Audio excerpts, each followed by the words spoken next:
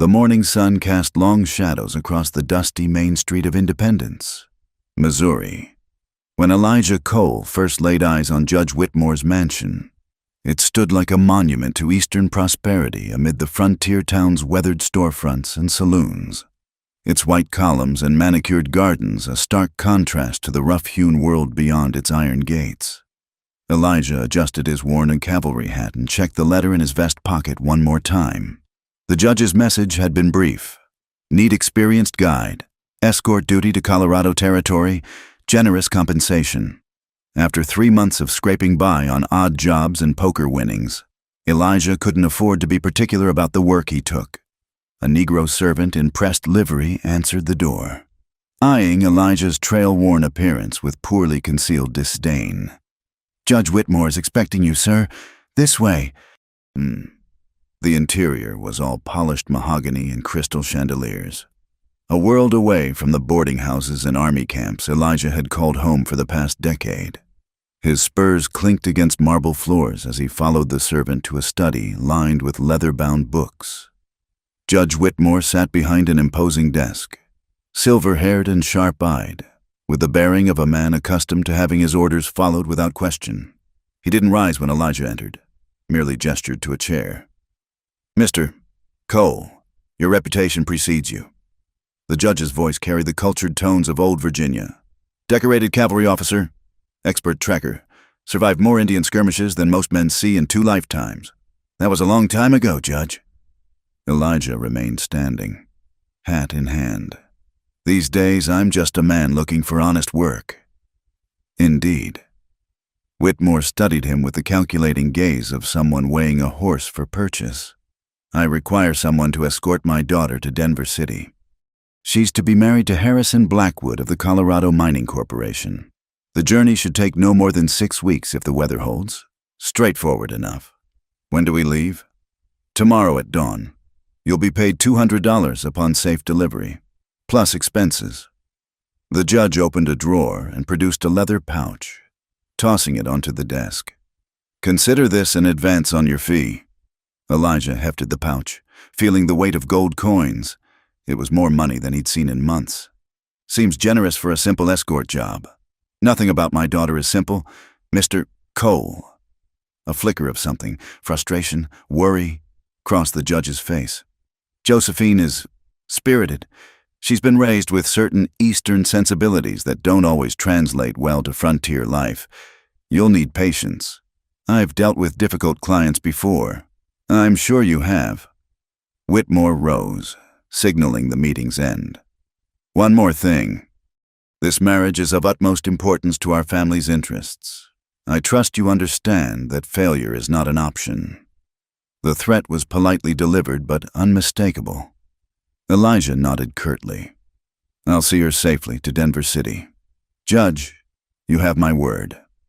As he turned to leave, Whitmore called after him. "She doesn't know you're coming. I thought it best to present it as a fait accompli. She'll be resistant at first." Elijah paused at the door.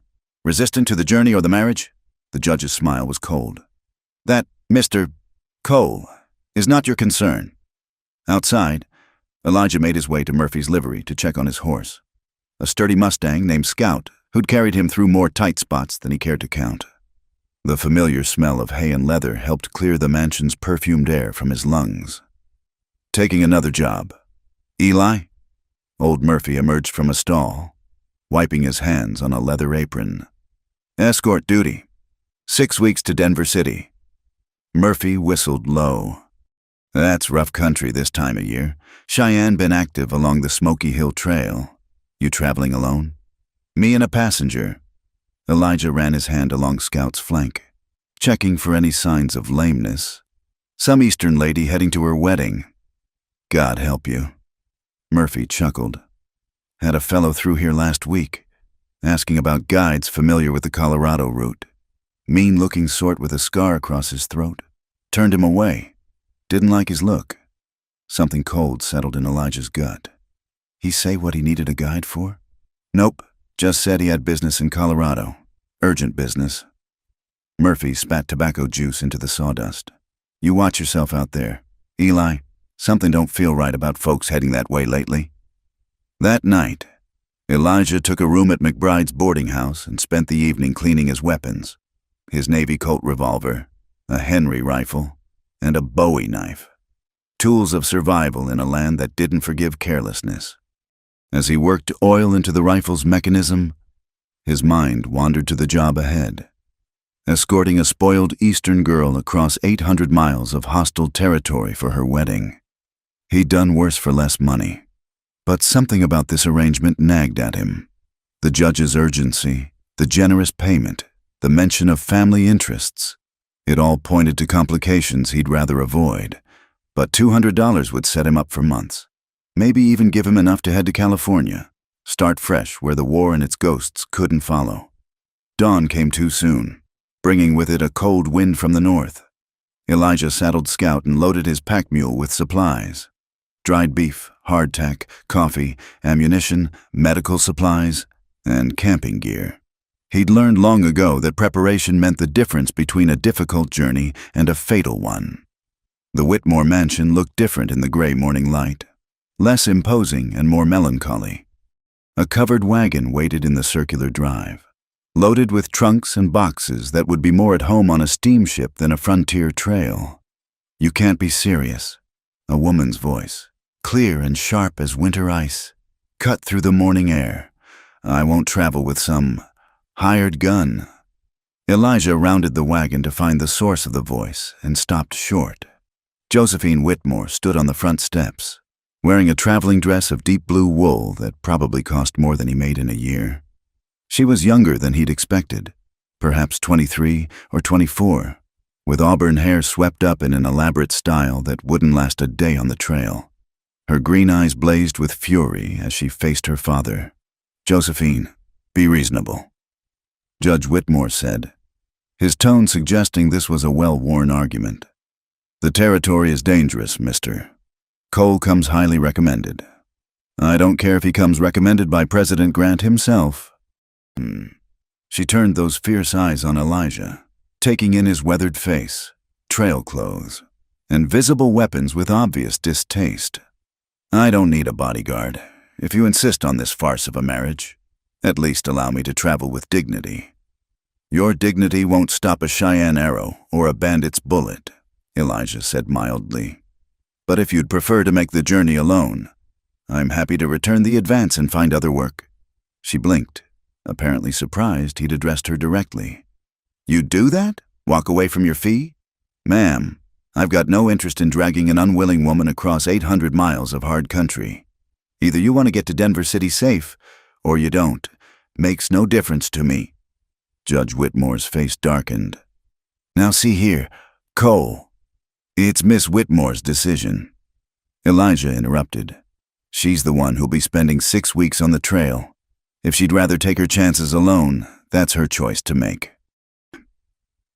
Josephine studied him for a long moment, something shifting in her expression.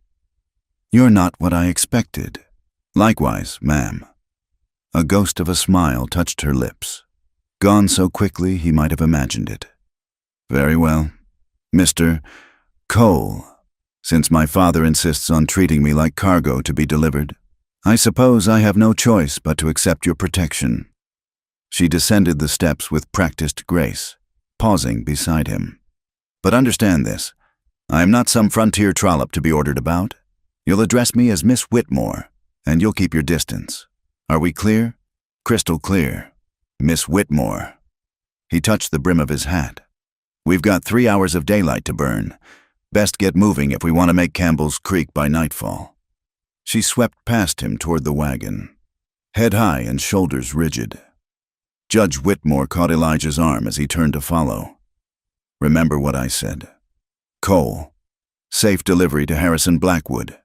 Nothing more, nothing less." "Understood, Judge." But as Elijah watched Josephine supervise the loading of her trunks, berating a servant for rough handling, he wondered if either of them truly understood what they'd agreed to. The frontier had a way of stripping away pretense and revealing people's true nature. 6 weeks on the trail would test more than just their physical endurance. He helped Josephine into the wagon, noting how she avoided his touch as if he carried some contagion. Her maid, a timid girl named Mary, huddled among the luggage looking terrified. At least the judge had provided a decent team of mules and a Springfield wagon built for rough travel. "Ever driven a team before, Miss Whitmore?" Elijah asked as he checked the harnesses. "Of course not. That's what servants are for. Out here, everyone pulls their weight. Might want to learn." She gave him a look that could have curdled milk. "I'll keep that in mind. Mr. Cole." As they rolled out of Independence, Elijah riding alongside on Scout, he couldn't shake the feeling that they were being watched. He'd developed a sixth sense for danger during the war, and right now it was screaming warnings. But the streets were empty except for early-rising shopkeepers and drowsy cowboys heading home from the saloons. The first few miles passed in tense silence. Josephine sat ramrod straight on the wagon seat, gloved hands folded in her lap, refusing to acknowledge the spectacular sunrise painting the prairie in shades of gold and crimson. Mary dozed fitfully among the luggage. "How long have you been doing this?" Josephine asked suddenly, surprising him. "Scouting? Since the war ended. And before that?" "3rd Colorado Cavalry. 4 years fighting for the Union." She digested this information. "My father said you were decorated. Your father says a lot of things." "Meaning?" Elijah shrugged. "Meaning medals don't count for much out here. The frontier doesn't care about your past, only whether you're smart enough to survive the present." "How reassuring." Her voice dripped sarcasm. "Any other pearls of wisdom you'd care to share?" "Just one. That fancy hairdo of yours won't last past noon. Might want to consider something more practical." She touched her elaborate coiffure self-consciously. "I'll manage. Thank you." By the time they stopped for the midday meal, her prediction had proved optimistic. The wind had pulled half her pins loose, leaving auburn strands whipping around her face. She'd also discovered that a corset designed for Boston drawing rooms was poorly suited for wagon travel over rutted trails. Elijah built a small fire and set coffee to boiling while the women stretched their legs. He noticed Josephine watching him work, her expression thoughtful. "Problem, Miss Whitmore?" "I'm simply observing. In Boston, making coffee requires a proper kitchen and servants. Out here, you manage with a pot and an open fire. Coffee's coffee, whether it's served in china cups or tin mugs." He poured her a cup, noting her slight grimace at the bitter brew. "Though I'll admit this isn't exactly drawing room quality." "It's fine." She took another sip, managing not to shudder. "How far to this Campbell's Creek?" "Another 15 miles, give or take. We'll camp there tonight. Get an early start tomorrow." "Camp?" Mary spoke up for the first time, voice tremulous. "Outside? Unless you've spotted a hotel I missed." Elijah's patience was wearing thin. "Yes, outside, under the stars, the way folks have been sleeping since before houses were invented." Josephine placed a calming hand on her maid's arm. "We'll be fine. Mary, Mr. Cole surely knows what he's doing." It was the first civil thing she'd said about him, and Elijah found himself oddly pleased. He packed up the noon camp and they pressed on, the landscape gradually shifting from settled farmland to open prairie. The sky stretched endless above them, a dome of brilliant blue marked only by high, wispy clouds. Despite herself, Josephine seemed captivated by the vastness. "I've never seen so much nothing," she murmured. "It's not nothing. It's everything." Elijah gestured at the waving grass. Buffalo grass, blue stem, switchgrass, each one adapted to survive out here. See those dark spots on the horizon? Buffalo wallows, where the herds roll in the dust.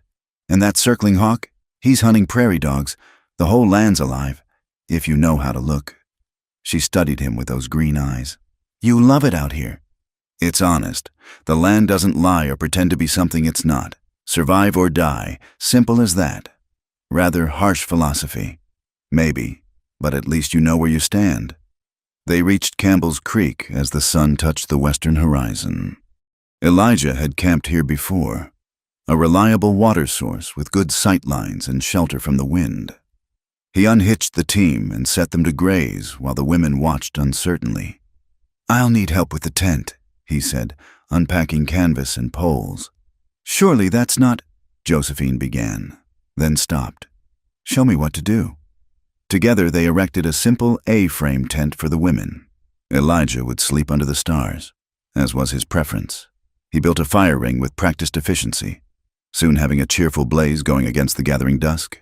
Dinner was salt pork, biscuits, and more coffee. Not fancy, but filling. Josephine ate without complaint, though Mary picked at her food like a nervous bird. As darkness fell, the vast prairie came alive with night sounds, coyotes calling in the distance, the rustle of small creatures in the grass, the endless whisper of wind. "I've never heard anything like it," Josephine said softly, speaking more to herself than him. "In Boston, there's always noise, carriages, people, city sounds, but this is what the world sounds like without us in it." Elijah said, "Makes you feel small, doesn't it?" "Yes." She shivered, pulling her shawl tighter. Small and very alone. He added another log to the fire, sending sparks spiraling into the star-filled sky. "You're not alone, Miss Whitmore. That's what I'm here for." She looked at him across the flames, firelight dancing in her eyes.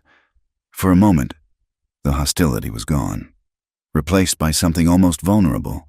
"Tell me truthfully, Mr. Cole, have you ever lost someone on a journey like this?" The question hit closer than she could know. Sarah's face flashed through his memory, another strong-willed woman. Another journey that ended in tragedy. "Once," he admitted. "But that was different. Wartime. Different rules." "What happened?" "Cheyenne raid on a supply convoy. I was scouting ahead, thought the route was clear. I was wrong." He stared into the fire, seeing other flames, hearing other screams. "Lost half the convoy, including someone important to you." It wasn't a question. Elijah nodded shortly. "Like I said, different situation, won't happen again." "How can you be sure?" "Because I learned from it. Check everything twice. Trust your instincts. Never assume you're safe." He met her gaze squarely. "I'll get you to Denver City. Miss Whitmore, whatever else happens, you have my word on that." She was quiet for a long time, watching the fire burn down to coals. Mary had already retreated to the tent, soft snores drifting through the canvas. Finally, Josephine stood, brushing dust from her skirts. "Good night, Mr. Cole. Thank you for being honest with me." "Good night, Miss Whitmore." She paused at the tent flap. "Josephine, if we're to spend 6 weeks together, you might as well use my given name." Before he could respond, she disappeared inside. Elijah sat by the dying fire, rifle across his knees, and settled in for the first watch of many. Somewhere in the darkness, a coyote howled, and he found himself thinking about green eyes and autumn hair, about promises made and promises broken. The journey had only just begun, but already he sensed that delivering Josephine Whitmore to her wedding would be the least of his challenges. The frontier had a way of changing people, stripping away the civilized veneer to reveal what lay beneath. He wondered what it would reveal about her. More importantly, he wondered what it would reveal about himself. The 4th day out from Independence brought them to the edge of the Flint Hills, where the trail wound through a maze of limestone ridges and narrow valleys. Elijah had been watching the western horizon all morning, not liking the wall of yellow-brown clouds building there. "We need to find shelter," he told Josephine, who had taken to riding beside him on the wagon seat while Mary dozed in back. "Dust storm coming." She squinted at the horizon. "It's miles away. Surely we have time?" "Out here, weather moves fast. Trust me." But the only shelter in sight was a narrow canyon cutting through the hills. Elijah didn't like it. Too many places for ambush, but with the storm bearing down, they had no choice. He urged the mules into the canyon just as the first gusts hit, carrying stinging sand and debris. "Get in the back with Mary," he shouted over the rising wind. "Cover yourselves with blankets." For once, Josephine didn't argue. She scrambled over the seat as Elijah fought to control the spooked mules. The world dissolved into a howling wall of dust and wind that turned day into twilight. He pulled his bandana over his nose and mouth. Squinting against the assault, Scout pressed close to the wagon, head down, trusting Elijah to guide them through. The canyon walls offered some protection, but the wind still screamed overhead, dropping visibility to mere feet. Elijah had weathered storms before, but always with proper shelter. Here, exposed in the narrow defile, they were vulnerable. Then, through the chaos, he heard it, the clatter of hooves on stone that didn't belong to their animals. He reached for his rifle, every nerve suddenly alert. "Stay down," he called to the women. "We've got company." 3 riders materialized from the storm like specters, bandanas covering their faces, guns drawn. Elijah's rifle was already aimed at the lead rider's chest. "That's far enough," he shouted. The leader, a lean man with cold eyes above his mask, raised a hand. "Easy there, friend. Just looking to share some shelter from the storm. No need for bloodshed. Plenty of canyon to go around. Find your own spot. Now that's not very neighborly." The man's eyes flicked to the wagon. "What you hauling that needs such fierce protection? None of your business. Move along." The tension stretched taut as a bowstring.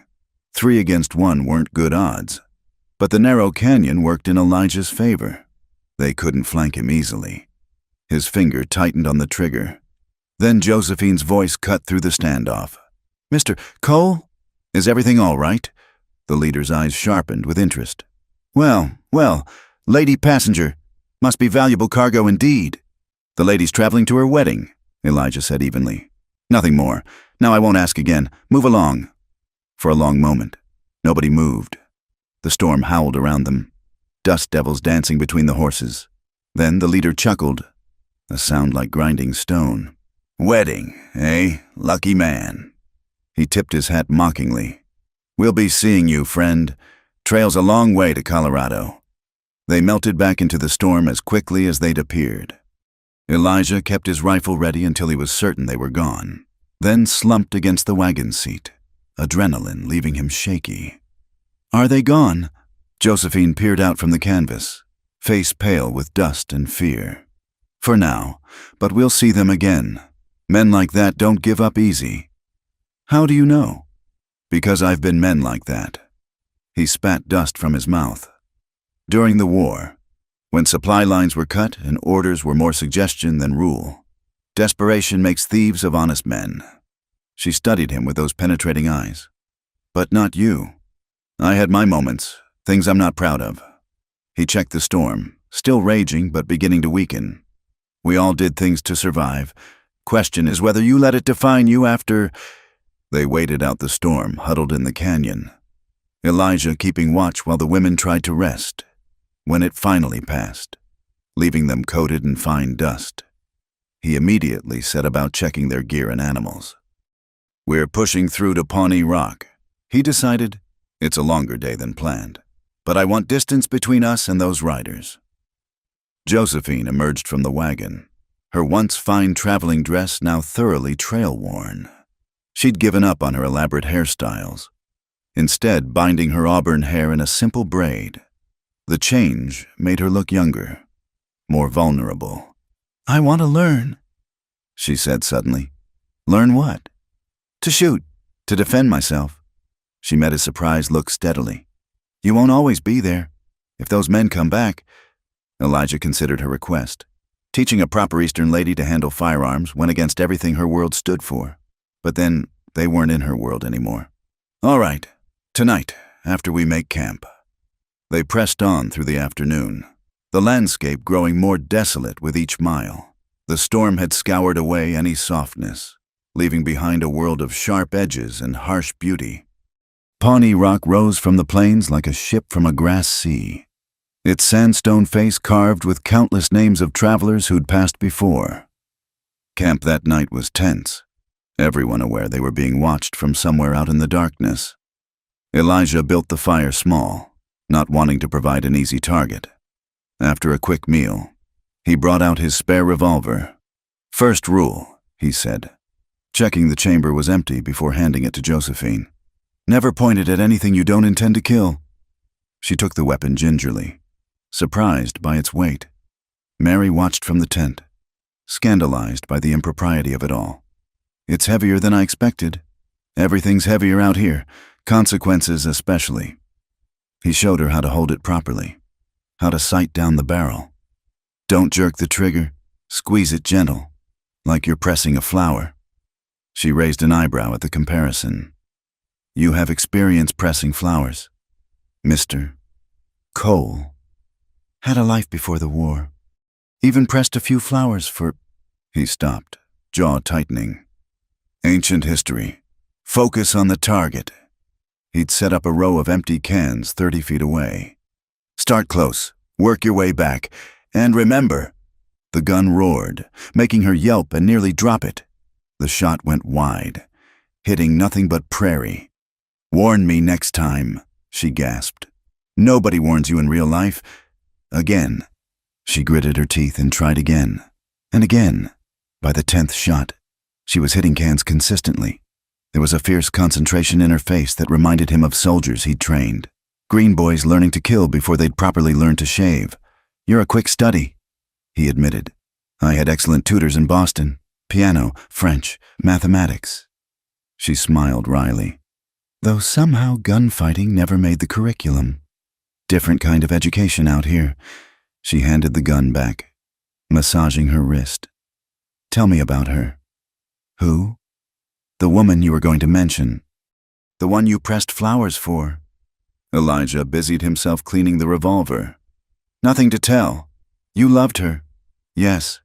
And she died. Yes. Josephine was quiet for a moment. I'm sorry. I shouldn't pry. It's all right. He looked up at the stars, brilliant in the clear prairie night. Sarah McKenna, preacher's daughter from Kansas City.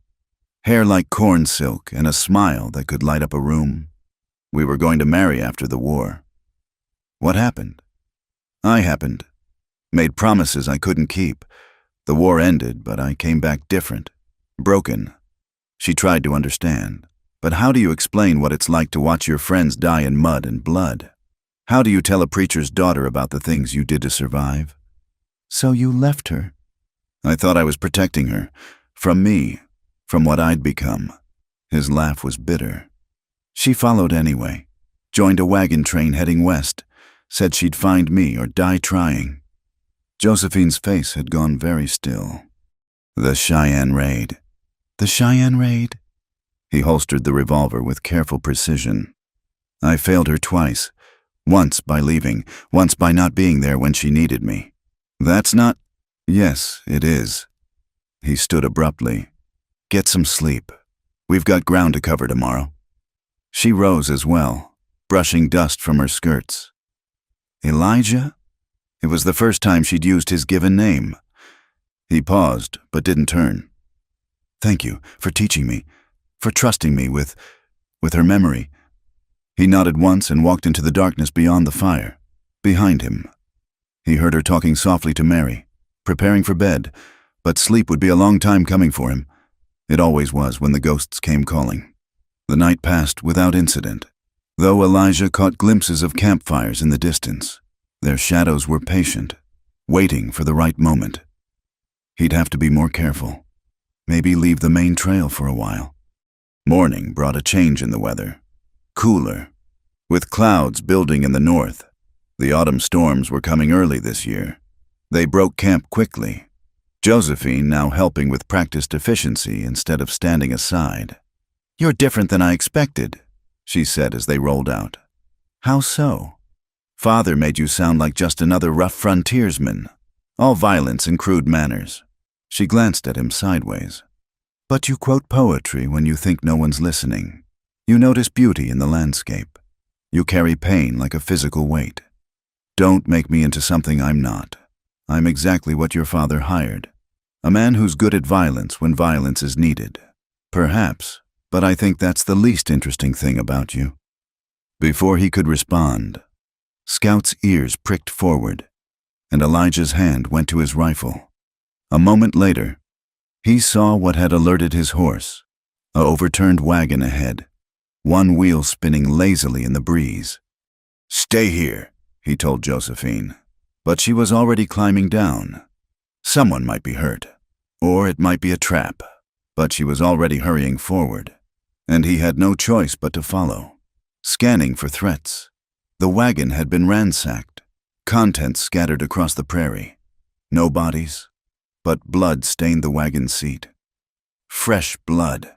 "Over here," Josephine called. She'd found the driver crawling through the grass, an arrow protruding from his shoulder. "Please," the man gasped. "My family. They took my family." Elijah knelt beside him, assessing the wound. Survivable, if treated soon. "Who took them? Indians?" "No, white men, dressed like Indians. Took my wife, my daughter." The man clutched Elijah's shirt. "Please, she's only 15. Josephine had gone pale. "We have to help them." "We don't even know which way they went." "Then find out." Her green eyes blazed. "You're supposed to be this great tracker, aren't you?" He wanted to tell her it was none of their business, that getting involved would only put her in danger. But looking at her fierce expression, remembering another woman who'd needed help and hadn't gotten it, he found himself nodding.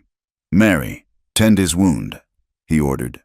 "Josephine, get the medical supplies. I'll cut for sign." It didn't take long to find the trail. 6 riders heading northeast, moving fast but not bothering to hide their tracks. They were confident, cocky. That would be their mistake. "I can catch them," he told Josephine. "But not with the wagon. I'd have to go alone." "Then I'm coming with you." "Like hell you are. That could be me." She gestured at the wounded man. "That could be any woman traveling out here. I won't sit by and do nothing." "Your father." "My father isn't here. And if he were, I'd tell him the same thing I'm telling you. Some things matter more than reaching Colorado on schedule." He studied her, this complex woman who was nothing like he'd expected. "Can you ride? Really ride? Not some side saddle trot through a Boston park?" "I can learn." Against his better judgment, he found himself saddling the gentlest of their spare horses. "If we do this, you follow my orders without question. No heroics, no arguments. We get those people back and get out." Agreed.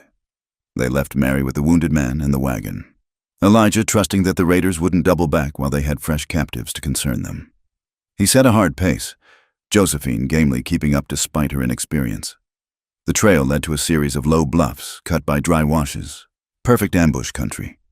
Elijah signaled for quiet, and they dismounted, creeping forward on foot.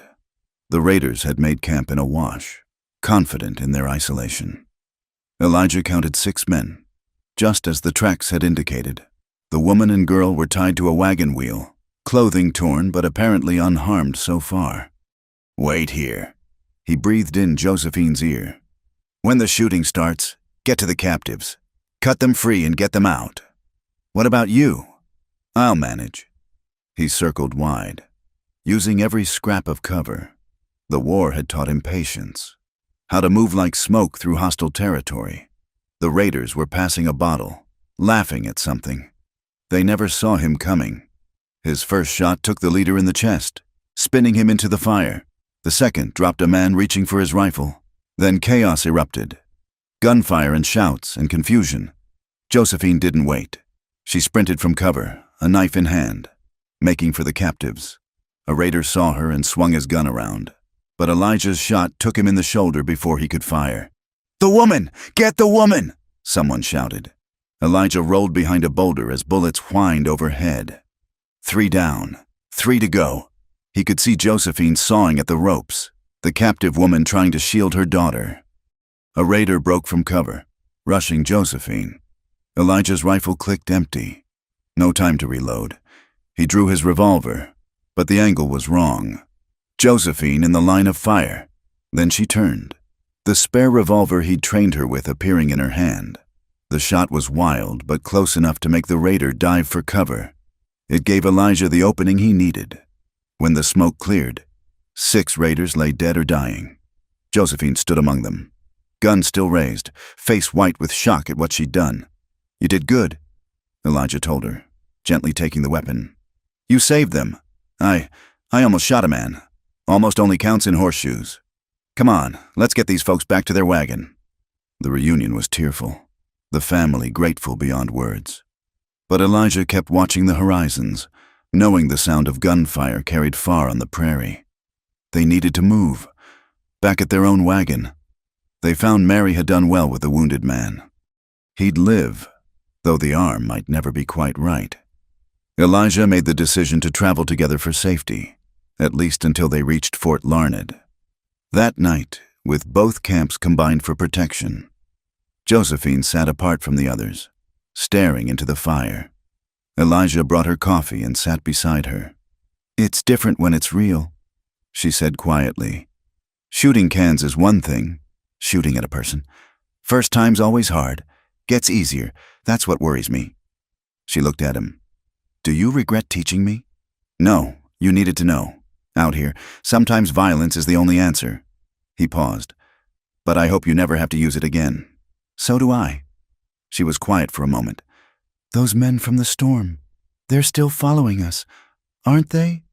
"Probably. Will you have to kill them too?" "Maybe.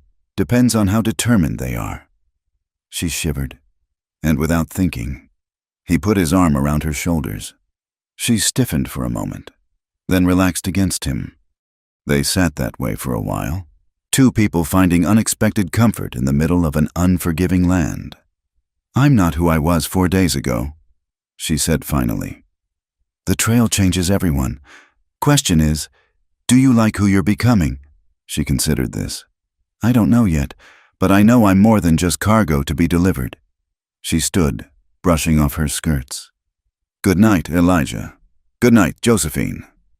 As she walked to her tent, he noticed she no longer moved with the studied grace of a Boston lady. Her stride had become something more natural, more suited to the frontier. The transformation had begun, and he wondered where it would end. In the distance, coyotes called to each other across the empty miles, and somewhere out there, patient as death, their shadows waited. They parted ways with the rescued family at Fort Larned, where soldiers confirmed Elijah's worst suspicions. The men from the dust storm had been asking questions, showing particular interest in wagons bound for Colorado. The post commander, a grizzled captain named Walsh, pulled Elijah aside.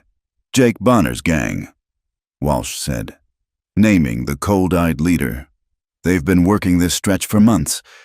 Never seen them this far west, though must be after something special." Elijah didn't mention Josephine or her prominent father. "We'll take the southern route, stay off the main trail. That's rough country. Early snows have already hit the Raton Pass. We'll manage." Walsh studied him. "I could spare 2 men as escort. Appreciate it, but no. Smaller group moves faster." Leaving the fort, Elijah turned them southwest toward the Arkansas River, abandoning the well-traveled Santa Fe Trail for lesser-known paths. The detour would add days to their journey, but it might keep them ahead of Bonner's gang. "Why are those men so persistent?" Josephine asked as they entered a region of broken badlands and sandstone mesas. "Surely there are easier targets. Your father's a wealthy man. Word travels."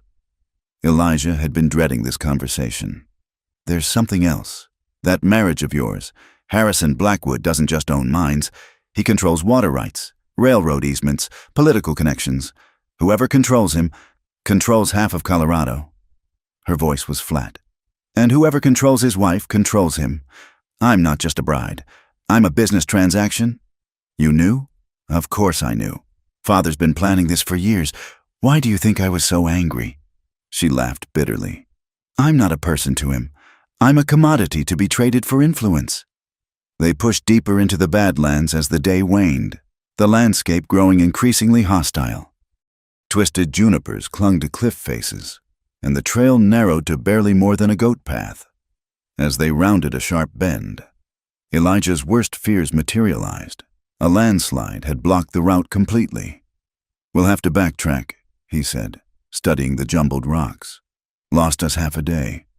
But as they turned the wagon, he heard it, the rumble of displaced stones from above.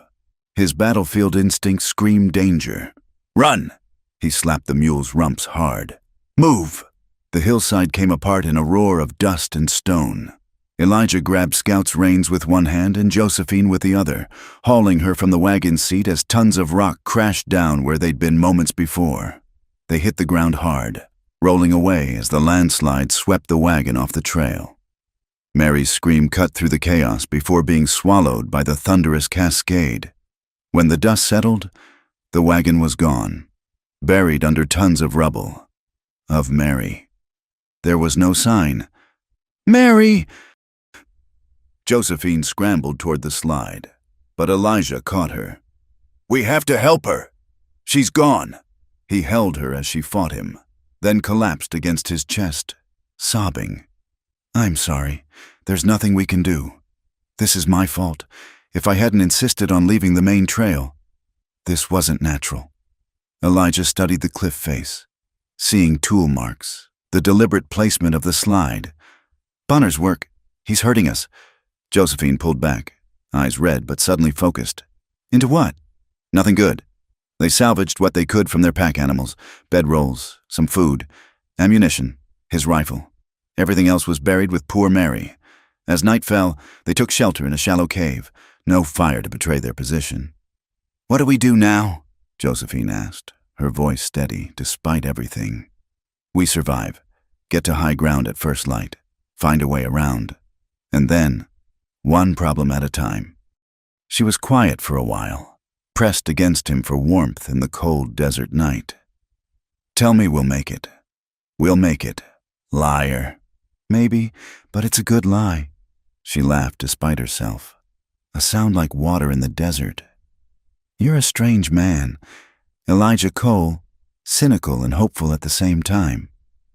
War does that, shows you the worst of humanity, but also the best. Men dying for strangers, sharing their last water, carrying wounded enemies to safety." He shifted, checking the cave entrance. "You see enough of both. You learn to expect nothing and hope for everything. Which am I, the worst or the best?" He looked down at her. "This Boston lady turned frontier survivor. You're something else entirely." "What?" "Unexpected." They dozed fitfully, taking turns on watch, near dawn. Elijah heard movement outside. He touched Josephine's shoulder, and she came instantly alert. Another change the trail had wrought. 3 men were examining the landslide by moonlight. Not Bonner's gang. These were Apache, probably a hunting party. They could be allies or enemies, depending on their mood and tribal affiliation. One of them found tracks leading to the cave. He called softly to the others, and they approached with the fluid grace of men born to this land. "Stay calm," Elijah whispered. "Let me talk." He stepped out slowly, hands visible but near his weapons. The lead Apache was young, perhaps 25, with intelligent eyes that missed nothing. "You are the ones who killed the white raiders," the Apache said in accented English. It wasn't a question. They had captives. Women. "We know. We watched." The warrior studied him. "You fight like a soldier, but you travel with only a woman now. Strange. Our companion died in the landslide. The one your enemies caused. Not our enemies, yours." The Apache smiled thinly. "The man Bonner seeks someone, offers many guns for information, and we do not like Bonner. He sells whiskey to our young men, steals our women." The warrior glanced past him to where Josephine stood in the cave mouth. "Your woman, she is important. She's under my protection." "Ah." The warrior seemed to come to a decision. "There is another trail, old, difficult. We will show you, for a price. Name it. The rifles you took from the raiders. We have need of such weapons."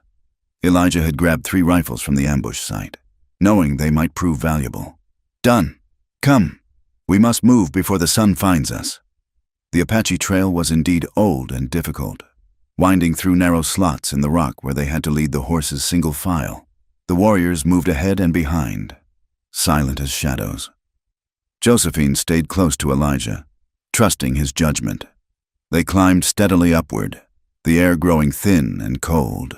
By midday, they'd reached a high plateau dotted with pine and aspen, their leaves already turning gold with early autumn.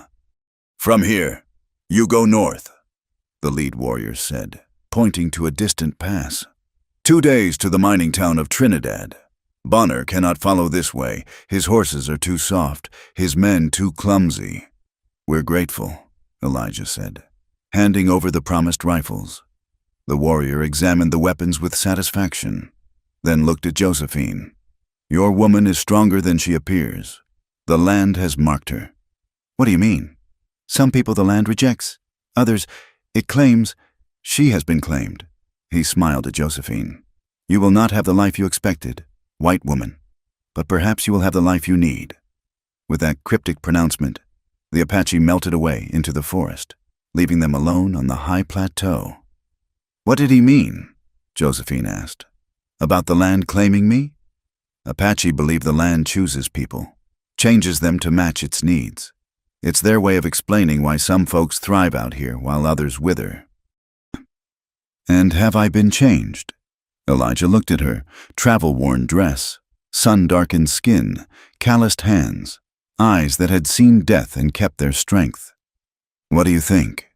Instead of answering, she moved to the edge of the plateau, gazing out at the vast expanse of mountains and valleys spread below. The wind whipped her auburn braid, and for a moment she looked wild, untamed, like she'd always belonged to this fierce landscape. I can't go back, she said quietly. Even if we reach Colorado, even if I marry Harrison Blackwood, I can't go back to being that sheltered girl from Boston. Nobody's asking you to, aren't they? She turned to face him. What do you think happens when we reach Trinidad? You collect your fee, deliver me like the cargo I am, and ride away? That was the plan. Was. The word hung between them, loaded with possibility. Elijah found himself moving closer, drawn by something stronger than wisdom. Plans change, he said roughly. Do they? She was close enough now that he could see gold flecks in her green eyes, count the freckles the sun had brought out across her nose. What's changed, Elijah? You know what? I want to hear you say it. I can't. Your promise to another man. I gave my word to your father. Words. She laughed, but there was pain in it. Is that all we are? Promises and obligations and words? Sometimes words are all that separate us from chaos, and sometimes they're chains that keep us from living. She reached up, fingers tracing the scar on his jaw where a Confederate saber had marked him years ago. The touch was electric, sending heat through him like lightning. Josephine, I know, she whispered. I know all the reasons why not. But out here, with death following us and civilization so far away, do those reasons matter? He caught her hand, meaning to push it away. Instead, he found himself pressing it against his cheek, closing his eyes against the sweetness of it. They have to matter, he said, but his voice lacked conviction. Why? Because I've already lost one woman I loved. I won't survive losing another. The admission hung between them, raw and honest. Josephine's eyes filled with tears, but she didn't pull away. Then don't lose me, she said simply. He kissed her then, all his carefully maintained control shattering like ice in spring. She met him with equal fervor, months of proper Boston breeding falling away to reveal the passionate woman beneath. When they finally broke apart, both breathing hard, the world had shifted on its axis. This complicates things, Elijah said. Everything about my life is complicated. She smiled, a real smile that transformed her face. At least this complication is my choice. They made camp early that day, finding a sheltered grove near a clear mountain stream. Without the wagon, their supplies were limited, but somehow it didn't matter. They worked together with the ease of long partnership, gathering wood, tending the horses, preparing a simple meal. As darkness fell and the stars emerged in brilliant profusion, they sat close beside the fire, no longer pretending distance. Josephine had changed into men's clothing scavenged from their supplies. It was more practical for riding, she claimed, though Elijah suspected she was shedding more than just her dress. What happens when we reach Trinidad? She asked, voicing the question they'd both been avoiding. I don't know. You could leave. Before we get there, tell them I died in the landslide with Mary. You want me to lie? I want to be free. She stared into the fire. Is that so terrible? To want to choose my own life? No, but freedom has a price. Your father would hunt us both. Black would too, probably. We'd be fugitives. We already are. At least we'd be fugitives together. The offer tempted him more than he could say. To disappear into the vast frontier with her. Find some hidden valley where the past couldn't follow. But he'd tried running before. The past always found you. There might be another way, he said slowly. Blackwood's a businessman. Everything's negotiable to men like him. You think he'd release me from the engagement? For the right price. Question is, what do we have that he wants more than a judge's daughter? Josephine was quiet for a long moment. Then, information about Bonner's gang, about the attempt on my life. If Blackwood knew someone was trying to prevent the marriage that badly, he'd want to know why. It's thin. It's something. She leaned against his shoulder. Better than running. Better than giving up. They talked late into the night. Planning, dreaming, carefully avoiding the subject of their stolen kiss. But when Josephine finally dozed off against him, Elijah allowed himself a moment of pure contentment. The stars wheeled overhead, ancient and indifferent. Somewhere in the darkness, predators hunted prey, the eternal dance of survival playing out. But here, in this small circle of firelight, two damaged souls had found something worth fighting for. Tomorrow would bring new challenges. Bonner was still out there, patient as a rattlesnake. Trinidad was still days away, and with it, all the complications of civilization. But tonight, Elijah held Josephine close and allowed himself to believe that sometimes, against all odds, the world might grant a second chance at happiness. The Apache warrior had been right. The land had claimed them both, stripping away who they'd been to reveal who they might become. The question now was whether they were brave enough to accept the transformation. As the fire died to embers and the night grew cold, Elijah pulled a blanket around them both. Josephine murmured in her sleep, pressing closer. He breathed in the scent of her hair, memorizing this moment against whatever came next. The trail ahead was uncertain, but for the first time in years, he had a reason to see it through. Not for money, not for honor, but for the possibility of a future written in their own hand. In the distance, a wolf howled, calling to its mate across the empty miles. Elijah smiled grimly and held Josephine tighter. Let Bonner come. Let the whole world come. He'd found something worth defending, and this time, he wouldn't fail. The next 2 days passed in a strange mixture of tension and sweetness. They rode hard through mountain passes and alpine meadows, always watching for signs of pursuit, but in the quiet moments between, something had fundamentally shifted. The careful distance they'd maintained was gone, replaced by casual touches, shared smiles, and 1,000 small intimacies. On the second night, with Trinidad just a day's ride away, they made camp beside a mountain lake so perfectly still it mirrored the stars.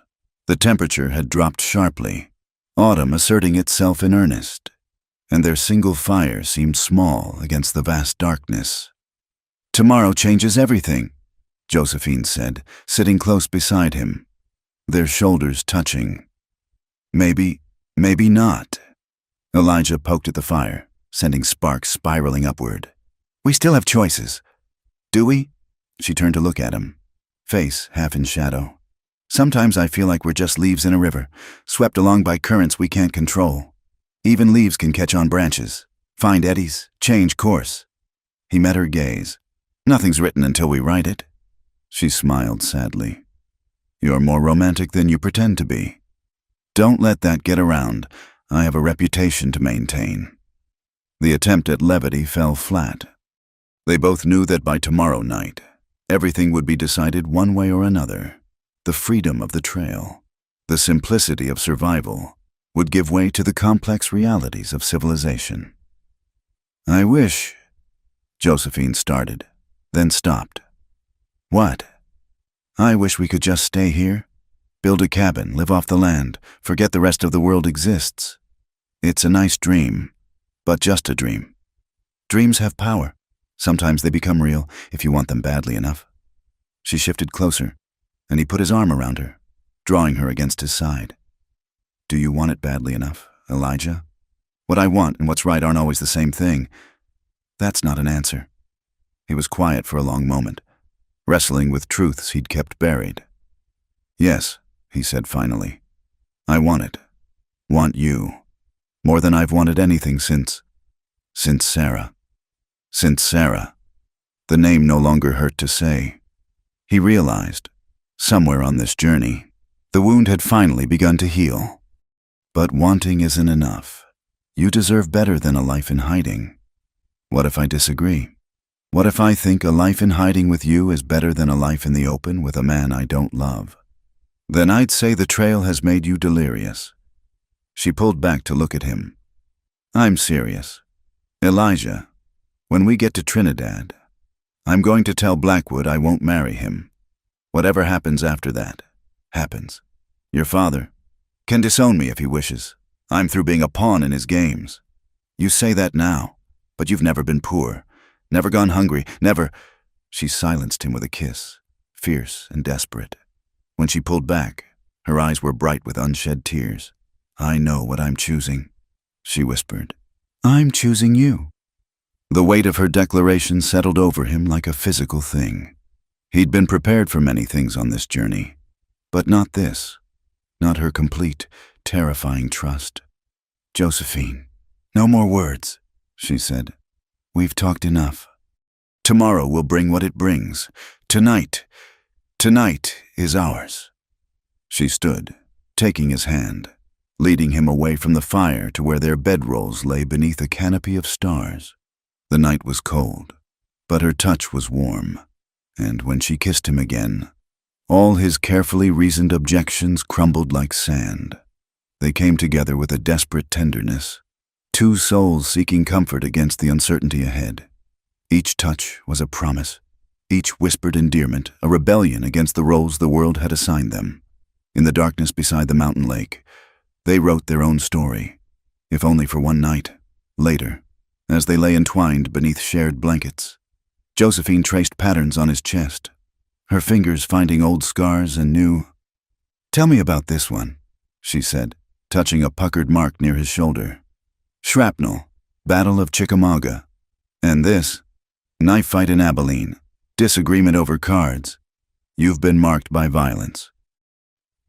We all carry our histories. Some just show more than others.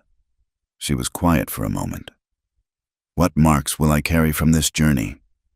Stronger ones than scars, the kind that change who you are inside. I'm not afraid. I know. That's what terrifies me. She rose up on one elbow to look at him. Why? Because courage without fear is just recklessness. And I can't lose you to recklessness. You won't lose me at all, she said firmly. I won't let you. He wanted to believe her, but dawn was already painting the eastern peaks rose and gold, and with it came the return of reality. They broke camp in companionable silence, both aware that something fundamental had shifted in the night. The trail down from the mountains was steep and treacherous, requiring all their concentration. But Elijah couldn't stop stealing glances at Josephine. She rode with new confidence, handling her horse with the easy grace of someone born to the saddle. By midday, they could see Trinidad spread out in the valley below, a rough mining town that had sprouted up around the confluence of rivers and railroad lines. Smoke from a dozen smelters hazed the air, and even from a distance, they could hear the industrial clamor. Last chance to run, Elijah said as they paused at an overlook. I'm not running. Josephine straightened in her saddle. Whatever happens, we face it together. They descended into town as the afternoon sun slanted low. Trinidad was everything Elijah expected. Muddy streets, false-fronted buildings, saloons and brothels mixed with mercantiles and assay offices. The Grand Hotel, where Blackwood kept his offices, stood out like a sore thumb, all brick and Victorian pretension. Wait here, Elijah said as they reached the hotel. Let me scout the situation first. But Josephine was already dismounting. We go together or not at all. He knew that tone. Argument would be useless. They tied their horses and entered the hotel lobby, drawing stares from the well-dressed patrons. Trail dust and rough clothes marked them as outsiders in this temple to new money. "We need to see Harrison Blackwood," Elijah told the desk clerk, a nervous man with pomaded hair. "Mr. Blackwood is in a meeting. If you'd care to wait, tell him Judge Whitmore's daughter has arrived." Josephine's voice cut like crystal. "I think he'll make time." The clerk's eyes widened. He scurried away, returning moments later with an invitation to the third-floor suite. They climbed carpeted stairs, Elijah's hand near his gun, every instinct screaming danger. Harrison Blackwood's office was a study in calculated wealth, leather and mahogany, crystal decanters, maps of mining claims covering the walls. The man himself stood by the window, younger than Elijah had expected, perhaps 35, with the soft look of someone who paid others to do his hard work. "Miss Whitmore." Blackwood didn't turn from the window. "You're late, and considerably more rustic than anticipated." "Mr. Blackwood." Josephine's voice was steady. "We need to talk." "Indeed we do." He finally turned, eyes sliding dismissively over Elijah before fixing on Josephine. "Your father wired 2 days ago. Apparently, there was concern you might not arrive at all. There were complications on the trail." "So I gathered. Your escort can wait outside. This is a private matter." "He stays," Josephine said firmly. "What I have to say involves him." Blackwood's eyes narrowed. "I see. How disappointing. I'd hoped the judge's daughter would have more discretion. This isn't what you think." "Isn't it?" His voice turned cold. "You arrived days late, dressed like a common trail hand, insisting your hired guide be present for our discussion. What else am I to think?" "You can think whatever you like," Josephine said. "But first, you should know someone tried to kill us." "Multiple times. The Bonner gang has been tracking us since independence." That got his attention. "Bonner? He's been paid to stay clear of my interests." "Well, someone paid him more to interfere with this particular interest." Elijah spoke for the first time. "Question is who and why?" Blackwood moved to his desk, fingers drumming on the polished surface. "You're suggesting someone wants to prevent this marriage badly enough to hire killers?" "That's exactly what we're suggesting," Josephine said. "The question is, who benefits if our arrangement fails?" "Several parties. Actually." Blackwood poured himself whiskey, not offering any to his guests.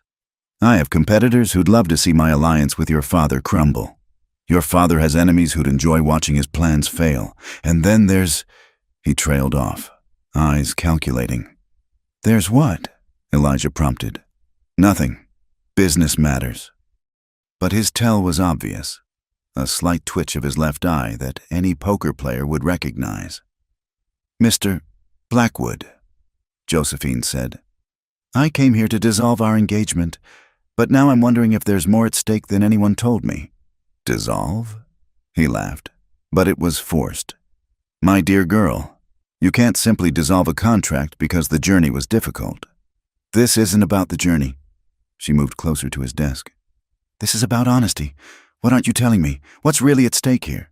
Blackwood was quiet for a long moment, clearly weighing his options. "Finally," he sighed. "Sit, both of you. This may take some explaining." They took chairs across from his desk, Elijah keeping his hand free for his gun. Blackwood noticed and smiled grimly. "Expecting trouble, Mr. Cole. And I always expect trouble. Wise man." Blackwood refreshed his drink. "Very well. Cards on the table. This marriage isn't just about uniting our family's interests. It's about preventing a war." "A war?" Josephine leaned forward. "What kind of war?" "The kind that's been brewing since the railroad came west.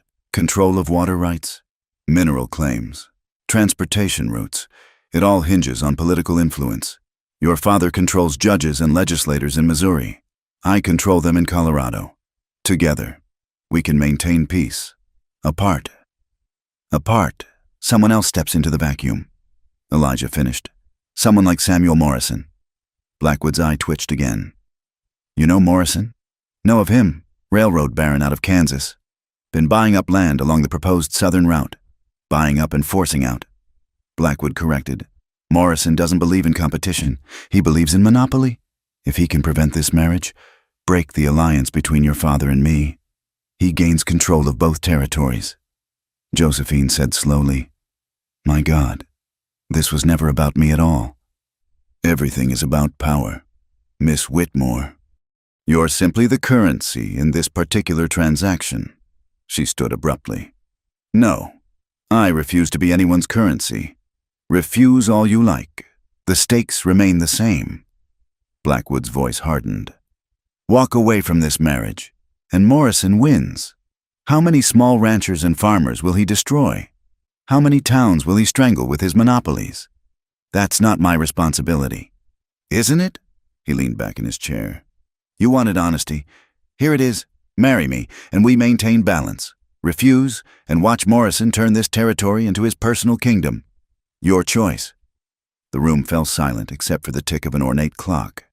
Elijah watched Josephine struggle with the weight of revelation. Saw the moment her shoulders sagged under it. There has to be another way, she said quietly. Perhaps.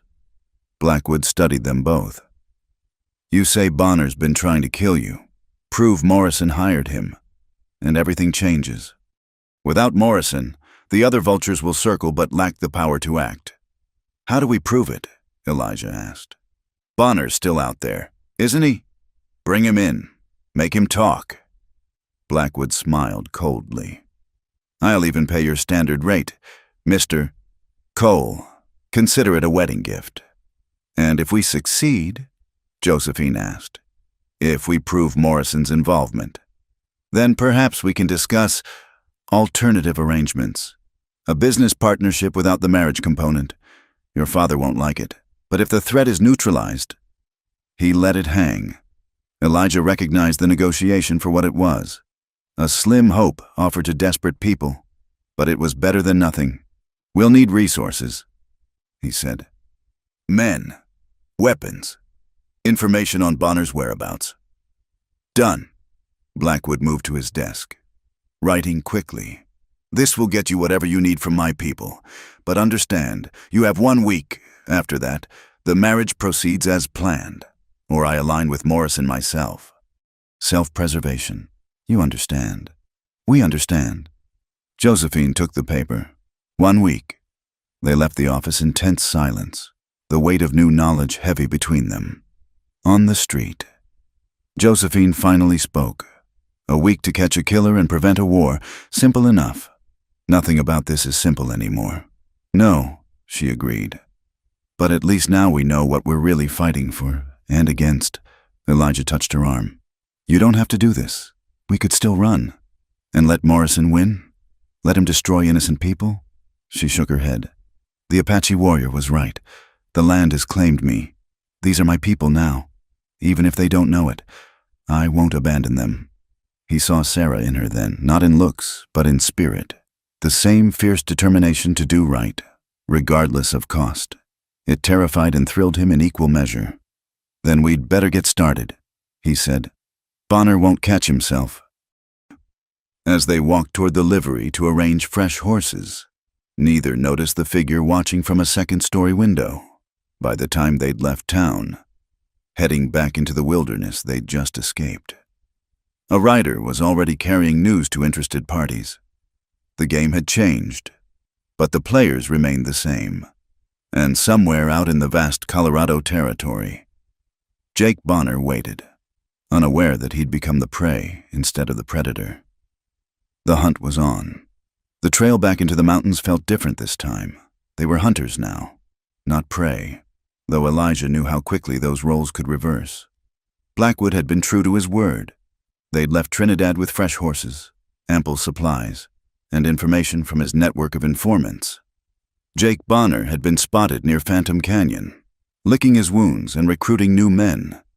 We'll need to be smart about this, Elijah said as they made camp the first night. Bonner's dangerous when cornered. Then we don't corner him. Josephine cleaned her revolver with practiced efficiency. A far cry from the woman who'd flinched at firearms just days ago. We draw him out. With what bait? She looked up, green eyes steady. Me? Absolutely not. Think about it. He's been paid to stop this marriage. If he hears I'm traveling back to Trinidad with minimal guard, trying to escape the wedding. She shrugged. He'll come to us? It's too dangerous. Everything we do is dangerous. She set aside the gun, moving to sit beside him. But this is our best chance. You know it is. He did know it, which made it worse. Using Josephine as bait went against every protective instinct he'd developed, but tactically, she was right. Bonner would be cautious about walking into a trap, but if he thought he had another chance at his target, we'd need backup, he said finally. Blackwood's men are already in position. I had him station them along the route while you were getting supplies. At his surprised look, she smiled. I'm learning to think ahead. When did you arrange that? While you were playing the protective escort. I may be new to this, but I'm not helpless. I never said you were. You think it, though, every time you try to shield me from danger. She touched his face gently. I know it comes from caring, but I need you to trust me as a partner, not just protect me as a woman. The distinction hit home. He'd been treating her like Sarah, someone to be guarded, kept safe, but Josephine had proven herself capable of far more than he'd given her credit for. You're right, he admitted. Partners. Partners. She sealed it with a kiss, then pulled back. All business. Now, let's plan how to catch ourselves an outlaw. They spent the next 2 days laying groundwork.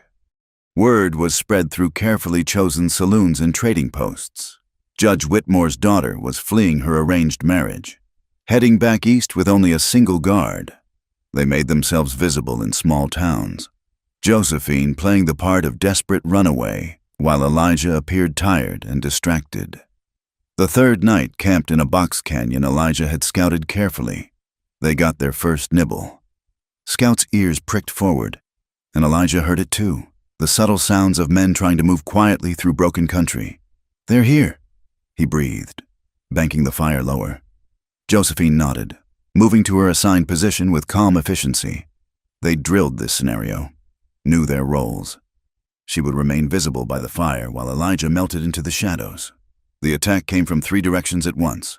Bonner had learned from their previous encounters. 6 men burst from cover, guns drawn, expecting easy prey. Instead, they found themselves in a crossfire as Blackwood's men emerged from concealment. Drop your weapons, Elijah commanded, rifle trained on Bonner's chest. For a moment, the scene balanced on a knife's edge. Then Bonner laughed, a sound like grinding stone. Well played, Cole, though I should have known the girl had more spine than she showed. It's over. Jake, put down the guns. Is it? Bonner's eyes glittered in the firelight. You think taking me changes anything? Morrison has deep pockets. There'll be others. Then we'll stop them too, Josephine said, emerging from cover with her revolver steady. But you first. Bonner studied her with something like respect. You've changed, Princess. Trail does that to some folks. Makes them harder. Hard enough to pull this trigger if needed. I believe you. He slowly unbuckled his gun belt, letting it fall. All right, boys, we're done here. His men followed suit, though reluctantly, as Blackwood's men moved in to secure the prisoners. Bonner caught Elijah's eye. She's something, isn't she? The kind of woman who could make a man reconsider his line of work. Shut up, Jake. Just saying, I can see why Morrison wanted her stopped. Woman like that marries into power, no telling what might happen, might even develop a conscience. Morrison, Josephine said sharply. You admit he hired you. Admit? Bonner laughed again. Hell, I'll testify to it. Man left me hanging out to dry. Promised reinforcements that never came. Payment that's been slow in arriving. Far as I'm concerned, he can rot. You'll testify in court? For the right incentive. My boys and I walk free. Morrison takes the fall. Seems fair to me. Elijah started to object, but Josephine raised a hand. We'll need more than your word. Documents, proof of payment, something concrete. Got it all, man like Morrison. Thinks he's too big to fall. Gets sloppy. Leaves paper trails. Bonner grinned. Hidden back at my camp. Take you there myself, if you guarantee our freedom. No deal. One of Blackwood's men said, these men are wanted in 3 territories. Then they'd better disappear into Mexico. Josephine interrupted. After they fulfilled their part of the bargain. The negotiations took another hour, but eventually, terms were reached. Bonner and his men would provide evidence against Morrison in exchange for safe passage south. It stuck in Elijah's craw to let killers walk free, but the larger game demanded sacrifices. They reached Bonner's camp near dawn, a fortified cabin hidden in a narrow valley. True to his word, the outlaw produced a leather satchel filled with incriminating documents, telegrams from Morrison, bank drafts, detailed instructions about preventing the Whitmore-Blackwood marriage. Man never learned the first rule of crime, Bonner said, watching Josephine examine the papers. Never put anything in writing you wouldn't want read in court. This is enough, she said. More than enough. Then our business is concluded. Bonner stood, gathering his men with a glance. Been educational. Folks, maybe we'll meet again under better circumstances. Jake, Elijah called as the outlaw turned to leave. Why'd you really turn on Morrison? Bonner paused, considering. Man hired me to do a job, then hung me out to dry when it got complicated. But more than that. He looked at Josephine. Been in this business 20 years. Robbed, killed, done things I ain't proud of. But I never forced a woman into marriage against her will. Man's got to have some standards. With that philosophical observation, he and his men vanished into the pre-dawn darkness, heading south for the Mexican border. Elijah doubted they'd stay gone. Men like Bonner always drifted back, but for now, they'd served their purpose. We did it, Josephine said, clutching the evidence. We actually did it. The easy part's done, Elijah corrected. Now we have to get this back to Trinidad, convince a judge to act on it, and hope Morrison doesn't have us killed first. Such an optimist. But she was smiling, flushed with success. Come on, partner, let's finish this. The ride back to Trinidad took 2 days of hard travel. They pushed the horses, aware that Morrison would have informants who'd report Bonner's capture. Speed was their only advantage now. They reached the town as evening fell. Going straight to Blackwood's hotel, the mining magnate received them in his office. Examining the evidence with growing satisfaction. This is perfect, he said. With this, I can have Morrison arrested within the hour. His entire network will crumble. And our arrangement, Josephine asked pointedly, stands as discussed. A business partnership without the marriage component. Your father won't be pleased, but given the circumstances, he shrugged. I'll smooth it over. Consider yourself a free woman, Miss Whitmore. The relief that washed over Josephine's face was almost painful to see. Elijah realized how heavily the threat of forced marriage had weighed on her, even as she'd faced down outlaws and dust storms. There's still the matter of Mr. Cole's payment, she said, both from my father and your additional offer. Of course. Blackwood produced a bank draft, plus a bonus for exceeding expectations. You're quite the team. We have our moments, Elijah said dryly. They left the office as Blackwood summoned his lawyers and lawmen. On the street, Josephine suddenly laughed, spinning in a circle like a child. I'm free, she said wonderingly. Actually free. Free to do what? Elijah asked, though his heart was already racing ahead to possibilities. She stopped spinning, facing him with sudden seriousness. Free to choose, free to stay or go, to be whoever I want to be. She stepped closer. Free to love who I want to love. Josephine, no more excuses. Elijah, no more obligations or duties or reasons why not. She took his hands. I choose you, if you'll have me. He looked at her, this extraordinary woman who'd walked through fire and emerged stronger, who'd faced down outlaws and power brokers with equal courage, who'd chosen him despite having every reason not to. You sure you know what you're choosing? Life with a worn-out cavalry scout won't be easy. Easy is overrated. She smiled. I prefer interesting. Might be dangerous. When has it not been? Your father will disown you. Let him. Her grip tightened on his hands. I found something worth more than his approval. Don't you see? The trail didn't just change me. It showed me who I really am, and who I am wants to be with you. He pulled her close then, kissing her there on the dusty street while respectable people tutted and stared. Let them. He'd spent too many years living by other people's rules, letting fear and duty dictate his choices. So what now? She asked when they finally broke apart. Now, he grinned. Now we decide where to go. Whole frontiers out there waiting. Actually, a familiar voice interrupted. The frontier might have to wait. They turned to find Judge Whitmore standing behind them, flanked by armed men. His face was thunderous, aging him years in the weeks since they'd left Independence. Father, Josephine's voice was steady. I suppose you received word. I received word that my daughter had been corrupted by her hired guide, that she'd abandoned her duty to chase outlaws through the mountains like some common— Choose your next words carefully, Elijah warned, hand drifting to his gun. Or what? You'll shoot me? The judge laughed bitterly. You've already done worse. You've destroyed everything I worked for. No, Father, I've chosen my own path. There's a difference. Is there? You think love will sustain you when the money runs out? When you're living in some frontier hovel, watching your children grow up wild and uneducated? I think love will sustain me better than a loveless marriage ever could. Josephine stepped forward. I'm sorry I couldn't be the daughter you wanted, but I can't be sorry for choosing happiness. The judge's face cycled through emotions. Anger, hurt, disappointment. Finally, he just looked old. I suppose Blackwood told you about Morrison. He did.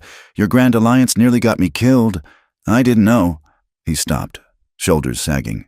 No, that's a lie. I suspected Morrison might interfere, but thought the potential gain worth the risk. Your life weighed against political power. At least you're honest about it. Honesty seems to be the theme of the day. He studied them both. You truly choose this man? This life? I do. Then I suppose there's nothing more to say. He turned to go, then paused.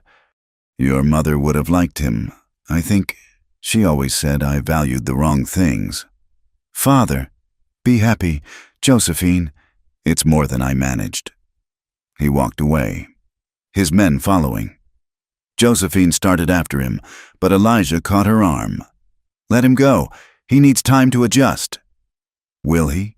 Adjust? Maybe, maybe not, but that's his choice to make. She leaned against him, suddenly exhausted. It's really over, isn't it? All of it? The old life? Yes, but the new one's just beginning. Where do we go? What do we do? Whatever we want. He kissed the top of her head. That's the beauty of freedom. It's full of possibilities. As they walked toward the livery to collect their horses, Morrison's arrest was already causing commotion in the streets. The power structure of the territory would shift. New alliances would form. But that was tomorrow's concern. Tonight, they had each other and the open trail ahead. It was enough. More than enough. You know, Josephine said as they saddled up, I never thanked you. For what? For seeing me, not the judge's daughter or Blackwood's intended or any of the other roles I was supposed to play. Just me. That's the only you worth seeing. She smiled, swinging into the saddle with easy grace. So, Mr. Cole, where shall we go first? He mounted Scout, considering. West, California maybe. Hear there's opportunities there for folks willing to work. Together. Can't imagine it any other way. They rode out of Trinidad as the sun set behind the mountains, painting the sky in shades of rose and gold. Behind them lay the complications of civilization, the weight of other people's expectations. Ahead stretched the vast frontier, challenging and beautiful and full of promise. The trail had taken everything they thought they were and transformed it into something stronger, truer. Now it offered them a future limited only by their courage to pursue it. as the stars emerged one by one in the darkening sky. Elijah reached over and took Josephine's hand. She squeezed back, and they rode on in comfortable silence. Two souls who'd found each other against all odds. The world was wide, and they had time to explore it all. The arrest of Samuel Morrison sent shockwaves through Colorado territory. Within hours of Blackwood presenting the evidence to federal marshals, Morrison's empire began to crumble, but powerful men rarely fell without fighting back. Elijah woke in their hotel room to the sound of splintering wood. Years of combat had honed his instincts. He rolled from the bed, pulling Josephine with him, just as bullets tore through the space where they'd been lying. "Stay down!" He grabbed his revolver from the nightstand, returning fire through the shattered door. Two men burst in, guns blazing. Elijah dropped the first with a shot to the chest. The second dove for cover behind an overturned table. In the chaos, Josephine crawled to her travel bag, retrieving her own weapon. "Morrison's men!" she shouted over the gunfire. "Most likely." Elijah counted his remaining shots. 3. Not enough if more were coming. The gunman behind the table made a break for better position. Josephine's shot caught him in the shoulder, spinning him around. Elijah finished him with grim efficiency. Shouts from the hallway announced more trouble. Elijah quickly checked the downed attackers, grabbing their weapons and ammunition. "Window," he said tersely. "Now." They were on the second floor, but a balcony ran along the building's face. Josephine didn't hesitate. Hiking up her nightgown and climbing out, Elijah followed. Just as more gunmen flooded the room, they ran along the balcony, barefoot and half-dressed, as shots splintered wood around them. At the corner, Elijah boosted Josephine to the roof, then hauled himself up after her. "The livery," he said. "We need horses." They scrambled across connected rooftops, using the pre-dawn darkness as cover. Behind them, Morrison's men shouted coordinates, trying to cut off their escape. The town was waking to the sound of gunfire, but Elijah knew better than to expect help. Morrison owned too many people here. They dropped into an alley behind the general store, Elijah going first to break Josephine's fall. His shoulder protested, an old wound complaining, but he ignored it. "You're hurt," she said, noticing blood on his shirt. "Just a graze. Keep moving." They reached the livery as the first rays of dawn painted the mountains pink. The stable boy took one look at their weapons and disheveled state and wisely disappeared. Elijah quickly saddled Scout and Josephine's mare while she stood watch. "Riders coming," she warned. 6, maybe 7. Almost ready. He cinched the last strap. "Mount up." They burst from the livery at full gallop, scattering Morrison's men like 9 pins. Shots rang out, but hitting a moving target from horseback was harder than dime novels suggested. They thundered through Trinidad's waking streets, taking corners at dangerous speeds. At the edge of town, Blackwood's men had formed a defensive line. The mining magnate himself sat a black stallion, looking incongruous in his businessman's suit. "Thought you might need assistance," he called as they reined in. "Morrison's not taking his arrest well. We noticed," Elijah said dryly. "How many men does he have in town?" "Enough to be troublesome. I've wired for federal troops, but they won't arrive until tomorrow." Blackwood studied them. "You can't go back to the hotel. Morrison's men will be watching. We weren't planning to stay anyway." Josephine said, "Our business here is finished." "Is it?" Blackwood's expression was calculating. "I could use people like you. Good pay, steady work. The territory's changing. Needs folks who can handle both a gun and a negotiation." "Appreciate the offer," Elijah said. "But we've got other plans." "Pity. You'd have made interesting allies." Blackwood tipped his hat. "There's a judge in my pocket who can marry you before you leave. If you're interested, consider it a parting gift." Josephine looked at Elijah. "What do you think?" "I think we've got more pressing concerns than wedding plans." She laughed despite the circumstances. "Practical as always. I'll take that as a maybe." Blackwood gestured to his men. "Escort them to the territorial border. Make sure Morrison's dogs don't follow." They rode out with a dozen armed guards, leaving Trinidad and its complications behind. The sun climbed higher, burning off the morning chill, despite the violent awakening. Elijah felt oddly at peace. The last ties to their old lives had been severed. They were truly free now. "You saved my life back there," Josephine said once they were clear of town. "Again, you saved mine right back. That's what partners do." "Partners," she smiled. "I like the sound of that." They rode in comfortable silence for a while. Their escort spread out in a protective formation. The mountains gave way to high desert, painted in shades of red and gold. It was harsh country, but beautiful in its severity. At midday, they stopped to water the horses at a spring. Blackwood's men kept watch while Elijah and Josephine sat in the shade of a cottonwood. "No regrets?" he asked, watching her clean her revolver with practiced ease. "About Morrison? About my father? About any of it?" She shook her head. "My only regret is Mary. She deserved better. She did, but she also chose to come, knowing the risks. We all make our choices, and live with the consequences." She reassembled the weapon efficiently. "Speaking of consequences, we should probably discuss the future." "What about it?" "Well, we're currently unemployed fugitives with a powerful enemy who wants us dead. Some might consider that problematic." Elijah laughed. "When you put it that way, it does sound challenging." "I'm serious. Morrison has reached beyond Colorado. He'll send men after us. Let him. We've dealt with his type before. That was when we had Blackwood's resources. Now it's just us. Just us is enough." He took her hand. "But if you're having second thoughts, never." Her grip was firm. "I just want to be realistic about what we're facing." "Then realistically, we need to disappear for a while. New names, new place.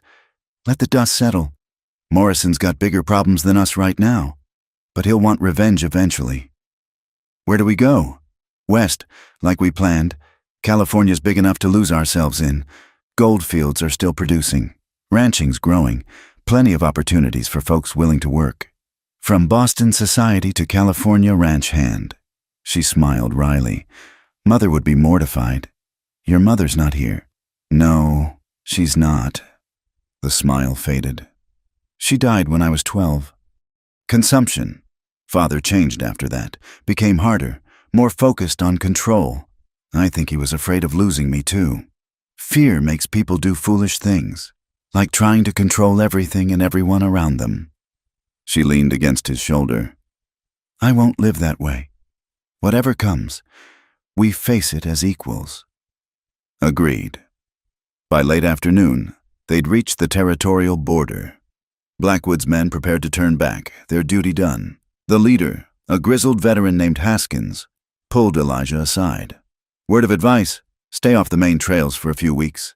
Morrison's reach is long, but even he can't watch every path through the mountains. Appreciate the warning. Also this." Haskins handed over a leather pouch. "Mister, Blackwood said you'd earned a bonus. Enough to start fresh, wherever you end up." Elijah hefted the pouch, feeling the weight of gold coins. "Tell Blackwood we're grateful. Tell him yourself, if you ever come back this way." Haskins grinned. "Though I'd wait a few years. Memories are long in these parts." The escort departed, leaving Elijah and Josephine alone on the trail for the first time since their flight from Trinidad. The sun was westering, painting long shadows across the desert floor. "We should find shelter for the night," Elijah said. "There's a box canyon few miles ahead. Good water, defensible position. Always thinking tactically. Hard habit to break." They made camp as stars emerged in the darkening sky. The familiar routine of unsaddling horses and gathering firewood felt almost nostalgic after the morning's violence, working together with easy efficiency. They soon had a comfortable camp established. "You know what I miss?" Josephine said as they sat by the fire sharing dried beef and biscuit. "Hot baths, feather beds, decent food. My books." She smiled at his surprise. "I had quite a collection back in Boston. Poetry, philosophy, novels. Father thought most of it frivolous, But I loved losing myself in other worlds. We'll get you new books. California has bookstores. It's not the same. Those books were friends, companions through lonely years. She poked at the fire. Silly to mourn objects, I suppose. Not silly at all. We all leave pieces of ourselves behind. What did you leave? Elijah considered. Letters mostly. From Sarah. From army friends who didn't make it home. Kept them in an old ammunition box. Read them when the ghosts got too loud. Do you still hear them? The ghosts? Sometimes. Less than before. He looked at her across the fire. You quiet them. Elijah Cole, that might be the most romantic thing you've said. Don't get used to it. I'm out of practice with pretty words. I don't need pretty words. She moved around the fire to sit beside him. I need truth, honesty, someone who sees me as I am, not as they wish I was. That I can do. They sat quietly for a while, watching the fire burn down. The desert night was alive with small sounds. Wind through stone, distant coyotes, the rustle of nocturnal hunters. It was a symphony of survival, harsh but honest. I've been thinking about Blackwood's offer. Josephine said eventually, the job or the wedding. The wedding. She turned to look at him. Would it matter to you, being formally married? Would it matter to you? I asked first. Elijah pulled her closer. I stopped believing in formal anything the day I walked away from the army. Pieces of paper don't make promises real. Actions do. That's not an answer. Then yes, it would matter. Not because I need society's blessing, but because I want the world to know you're mine and I'm yours. No ambiguity, no questions, just truth. Now who's being romantic? Must be your influence. She laughed. The sound, bright in the darkness. Then we're agreed? When we reach California, we find a preacher, or a justice of the peace, or a ship captain. Hell, I'd settle for a traveling medicine man if he can make it legal. Such high standards. Woman, I'd marry you right here under these stars if I thought it would stick. She kissed him then, long and sweet. When they parted, her eyes were bright with unshed tears. What's wrong? Nothing. Everything. I'm happy. Elijah. Truly, bewilderingly happy. I didn't know it could feel like this. Like what? Like coming home. She traced his jaw with gentle fingers. All those years in Boston, playing the dutiful daughter. I felt like a stranger in my own life. But here, with you, covered in trail dust and running from gunmen, I'm exactly where I belong. You sure? It's not too late to... She silenced him with another kiss. If you suggest one more time that I'd be better off without you, I'll shoot you myself. Yes, ma'am. They made their bed under the open sky, wrapped in each other and shared blankets. The stars wheeled overhead, ancient and eternal, witness to countless human dramas. In the grand scheme, they were insignificant. Two people choosing each other against reasonable odds. But in the small scheme, the human scheme, it was everything. Tell me about California, Josephine said sleepily. What will we do there? Whatever we want. Ranch, maybe. Run cattle or horses. Or try our hand at business in San Francisco. Gold may be played out, but the city's still growing. A house with windows facing west. Garden in the back. Room for books. Big porch for watching sunsets. Children eventually. If we're lucky. Elijah? Thank you for following me into this love I couldn't escape. He tightened his arms around her. Other way around. You followed me. Maybe we followed each other. Maybe we did. She fell asleep soon after, her breathing deep and even. But Elijah stayed awake longer, keeping watch out of habit and inclination. Somewhere in the darkness, dangers still lurked. Morrison's men, Apache war parties, the 1,000 natural threats of the frontier. But for now, in this moment, they were safe, together, free. The future stretched ahead like an unmapped trail, full of promise and peril in equal measure. They'd face it as they'd faced everything else, together, honest, unafraid, partners in truth. It was more than most people got, and everything they needed. As the fire died to embers and the desert cold crept in, Elijah finally allowed himself to drift towards sleep. Tomorrow would bring new challenges, new choices, new chances to prove their commitment. But tonight, under the vast western sky, they were exactly where they belonged. The trail had ended. The journey was just beginning. The New Mexico territory stretched before them like a painted canvas, all reds and ochres beneath an endless blue dome. They'd been riding for 3 days since leaving Colorado, keeping to little-used trails and camping in hidden arroyos. The constant vigilance was wearing, but necessary. Twice they'd spotted dust clouds that might have been pursuit. On the 4th morning, Elijah woke to find Josephine already up, standing at the edge of their camp with her rifle, scanning the horizon. "Trouble?" he asked, reaching for his own weapon. "Maybe riders to the east, moving parallel to us since dawn." He joined her, studying the distant figures. 4 men, too far to identify but moving with purpose. Could be anyone. Traders, settlers, bandits. Or Morrison's men. He agreed. "We'll alter course. Head into the mountains. Harder trailing, but better cover." They broke camp quickly, a routine now practiced to efficiency. As they rode into increasingly rough country, Elijah noticed Josephine's pallor, the way she gripped her saddle horn. "You all right?" "Fine, just tired." But as she said it, she swayed slightly. He reached out to steady her. "When's the last time you ate a full meal?" "Yesterday. No, day before." She managed a weak smile. "Haven't had much appetite. We're stopping." "Elijah, those riders can wait. You're no good to anyone if you collapse." He found a defensible spot near a clear stream, with good sight lines and overhead cover from ancient cottonwoods. While Josephine rested in the shade, he set snares for rabbits and gathered edible plants Sarah had taught him to recognize years ago. "You're hovering," Josephine said as he brought her water. "I'm concerned. You've been pushing too hard." "We both have." She accepted the water gratefully. "I just need rest, and maybe something besides hardtack and jerky." Working on it. By evening, he'd managed a decent meal, rabbit stew with wild onions and herbs, even some berries he'd found growing near the stream. Josephine ate slowly but steadily, color returning to her cheeks. "You'd make someone a good wife," she teased as he cleaned the cookware. "Already taken, I'm afraid." "Not officially. Details." He sat beside her as darkness fell. "Feeling better?" "Much. Thank you for insisting we stop. Partners, remember, your well-being is my concern." She leaned against him.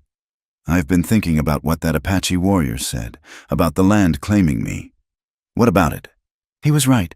I can feel it sometimes, like the desert is getting into my bones. The silence, the space, the honesty of it all." She paused. "Does that sound foolish?" "Not to me. Land does that to some people. Gets in your blood until you can't imagine being anywhere else." "Is that how you feel?" "Have for years. The war ended, and I tried going back east.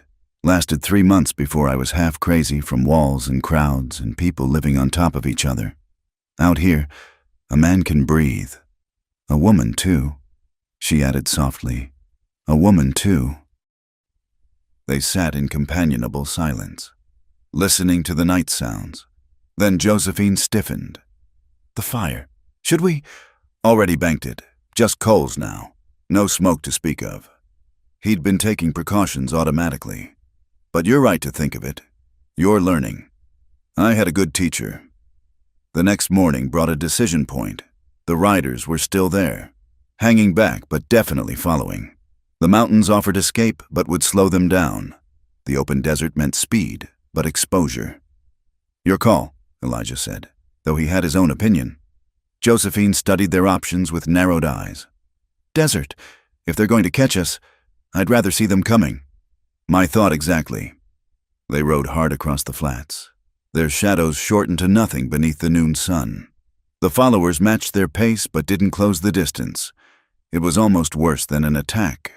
The constant pressure, the waiting.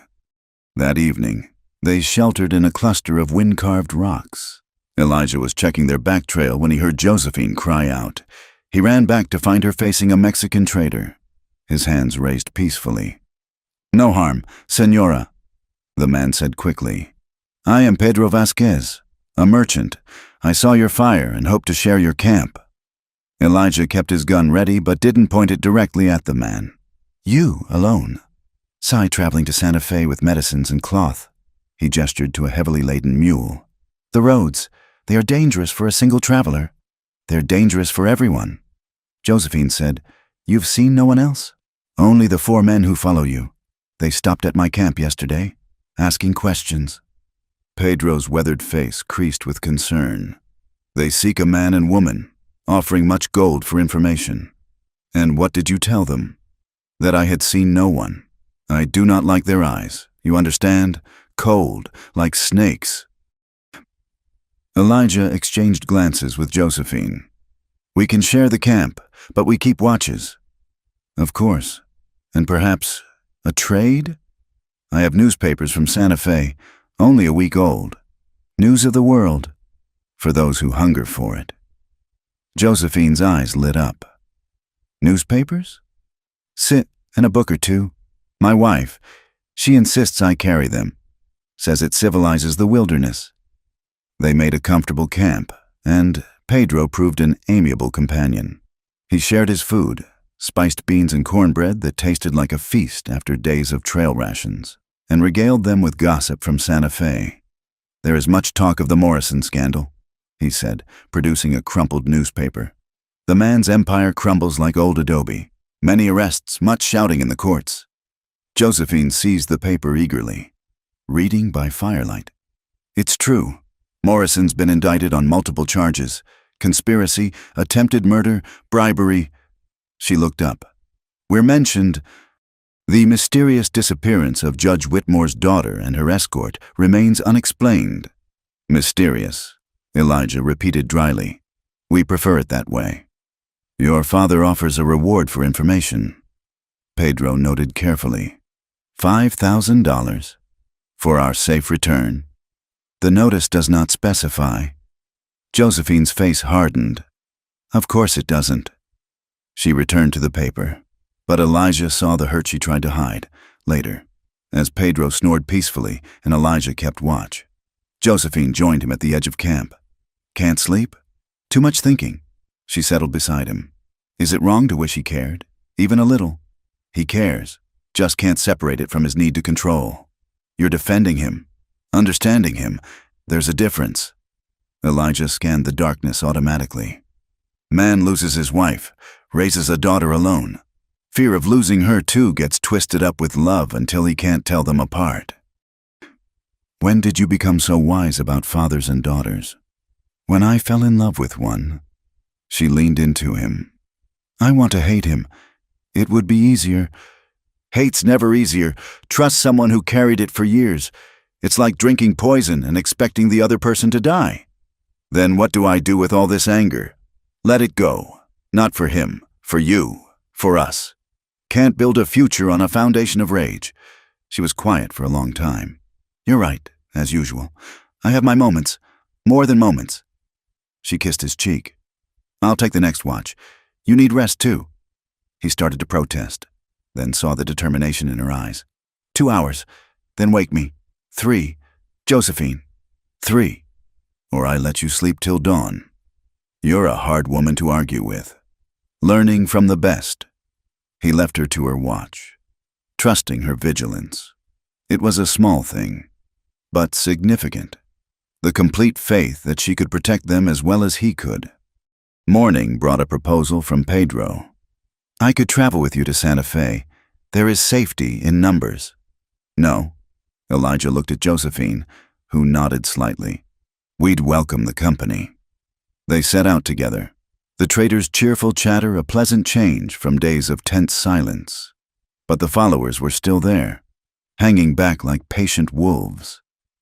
"Tonight, we solve this," Josephine said quietly. "What do you have in mind?" "Pedro mentioned a box canyon ahead, Canon de los Muertos. One way in, one way out. Canyon of the Dead, charming name.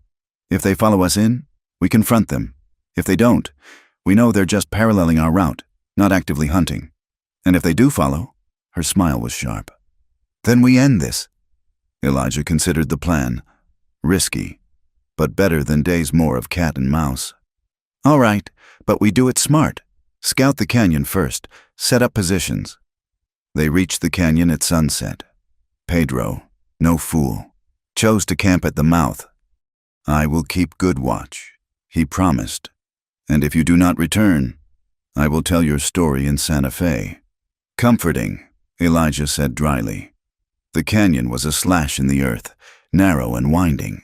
They found good positions among the rocks, with clear fields of fire and cover. Then they built a visible fire and waited.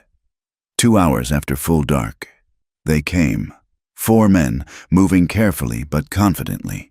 They'd left their horses at the canyon mouth, approaching on foot. Smart, but not smart enough. "That's far enough," Elijah called out. The men froze, hands moving toward weapons. "I wouldn't," Josephine added from her position. "We have you covered." "Easy now," the lead man said. "No need for violence. We're just looking for some folks, man and woman, traveling together." "And if you found them?" "Bring them back to Colorado? There's people want to talk to them." "Morrison's people?" The man hesitated. "Does it matter? Money's money." "It matters," Elijah said. "Because Morrison's finished. No more paydays from that source." "You're lying. Check the newspapers in Santa Fe. Hell, check with any marshal. Morrison's in federal custody. His assets frozen. You're chasing ghosts for promises that won't be kept." The men muttered among themselves. Finally, the leader spoke again. "Maybe so, but Judge Whitmore's money is still good." "The judge wants us dead?" Josephine called out, unable to hide the pain in her voice. "Dead or alive makes no difference to the bounty." Something cold settled in Elijah's chest. "You boys made a long ride for nothing. Turn around. Go home. Tell whoever's paying you that the trail went cold. Can't do that. Got a reputation to maintain." "So do we." Elijah's voice hardened. "The kind that comes from leaving dead men in canyons. Your choice." The standoff stretched taut. 4 men in the open against 2 in good cover. The math wasn't complicated. Finally, the leader raised his hands. "All right, trail went cold. We'll be going." They backed away slowly, not turning until they reached the canyon mouth. Elijah and Josephine held position until they heard horses leaving, then carefully made their way back to Pedro's camp. "It is done?" the trader asked. "For now." Elijah kept watching the darkness. "But there'll be others. Then perhaps you need new names, new faces." Pedro smiled. "I know people in Santa Fe. Papers can be arranged. History's created. You would not be the first to find new lives in the territory." Josephine looked at Elijah. "What do you think?" "I think Pedro's a wise man." 3 days later, they rode into Santa Fe as Thomas and Margaret Harper, a couple from Kansas seeking opportunities in the territories. Pedro's contacts proved efficient. Within a week, they had documentation supporting their new identities. "It feels strange," Josephine said, examining her new papers. "Like we're erasing ourselves." Not erasing, starting fresh." Elijah, now Thomas, took her hand. Josephine Whitmore was a Boston society girl forced into an unwanted marriage. Margaret Harper is a free woman who chose her own path. And Elijah Cole was a man haunted by war and loss. Thomas Harper has a wife he loves and a future to build. She smiled. "When you put it that way, it sounds like a fair trade." They were married by a circuit judge on a crisp autumn morning, with Pedro and his wife as witnesses. It wasn't the society wedding Josephine had been raised to expect. No white dress, no orchestra, no hundreds of guests. Just simple vows exchanged in a small chapel, followed by a modest celebration at Pedro's home. "Any regrets?" Elijah asked as they danced to guitar music in the courtyard. "Only one," she said. "I wish Mary could have been here.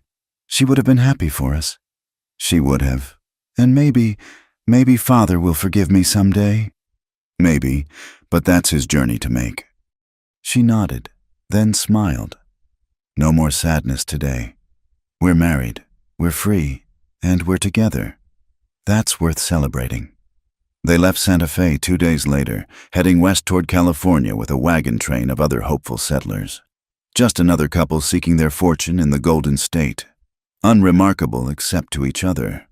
As they made camp that first night on the trail, Josephine, Margaret now, looked back toward the mountains hiding Colorado. "No second thoughts?" Elijah asked. "None." She turned to him with clear eyes. "That life is done. This one is just beginning." He pulled her close as the stars emerged overhead. Somewhere behind them, their old names and lives faded like smoke. Ahead lay California and all its promises. They'd been hired for an escort job that became a flight that became a love story that became a new life. The trail had taken everything they were and transformed it into everything they could be. Now, as Mr. and Mrs. Thomas Harper, they would write the next chapter themselves. 5 years later. Northern California. The morning sun painted golden streaks across the valley as Margaret Harper stood on the porch of their ranch house, one hand resting on her swollen belly. The view never failed to move her. Rolling hills dotted with oak trees, their cattle grazing peacefully in the meadows below. Mountains rising blue and distant on the horizon. "You shouldn't be on your feet so much," Thomas said, emerging with 2 cups of coffee. "The doctor said movement is good for me. And the baby." She accepted the coffee gratefully. "Besides, someone needs to keep an eye on things while you're breaking those new horses. Miguel can handle it. Miguel is teaching his son to rope. Family comes first." She smiled at the irony of her words. "We learned that the hard way, didn't we?" He wrapped his arms around her from behind, careful of her belly. "We learned a lot of things the hard way." Their ranch wasn't large by California standards, just 500 acres. But it was theirs, bought with the gold from Blackwood and built up through 5 years of hard work. They ran cattle, bred horses, and had recently added fruit orchards. It was a good life, an honest life, far removed from the violence that had brought them together. "Rider coming," Thomas noted, his hand moving automatically toward the rifle by the door. Old habits died hard. Margaret squinted at the distant figure. "It's just Doc Henshaw, probably checking on the Andersons' new baby." But as the rider drew closer, she realized it wasn't the doctor. The man sat his horse like a soldier, back straight despite obvious weariness. Something about him seemed familiar. "Get inside," Thomas said quietly. No. She'd recognized him now, though age and weather had carved new lines in his face. "It's all right." Judge Whitmore, for it was unmistakably him, reined in at their gate. He looked older, grayer, somehow diminished from the imposing figure who'd hired Elijah Cole 5 years ago. "Josephine," he said simply. "That name belongs to another life." She replied, "I'm Margaret Harper now. I know. It took me 3 years to find you, another 2 to work up the courage to come." He looked at Thomas. "Mr. Cole. Thomas Harper. And you're trespassing." "I suppose I am." The judge dismounted slowly, like his bones hurt. "I won't stay long. I needed to see you, to say things that should have been said years ago." Margaret felt Thomas tense beside her, ready to send her father away. She touched his arm gently. Let him speak. They didn't invite him inside. Some wounds ran too deep for that courtesy. But they sat on the porch, an awkward trinity bound by history and pain. "Your mother would have loved this place," Judge Whitmore said, looking out at the valley. "She always wanted to travel west, see the frontier. I promised we would, after I'd made enough money, established enough influence." His laugh was bitter. "Always one more deal, one more alliance." Then she died, and all those promises turned to ash. "Father, please let me finish. I've rehearsed this speech 1,000 times.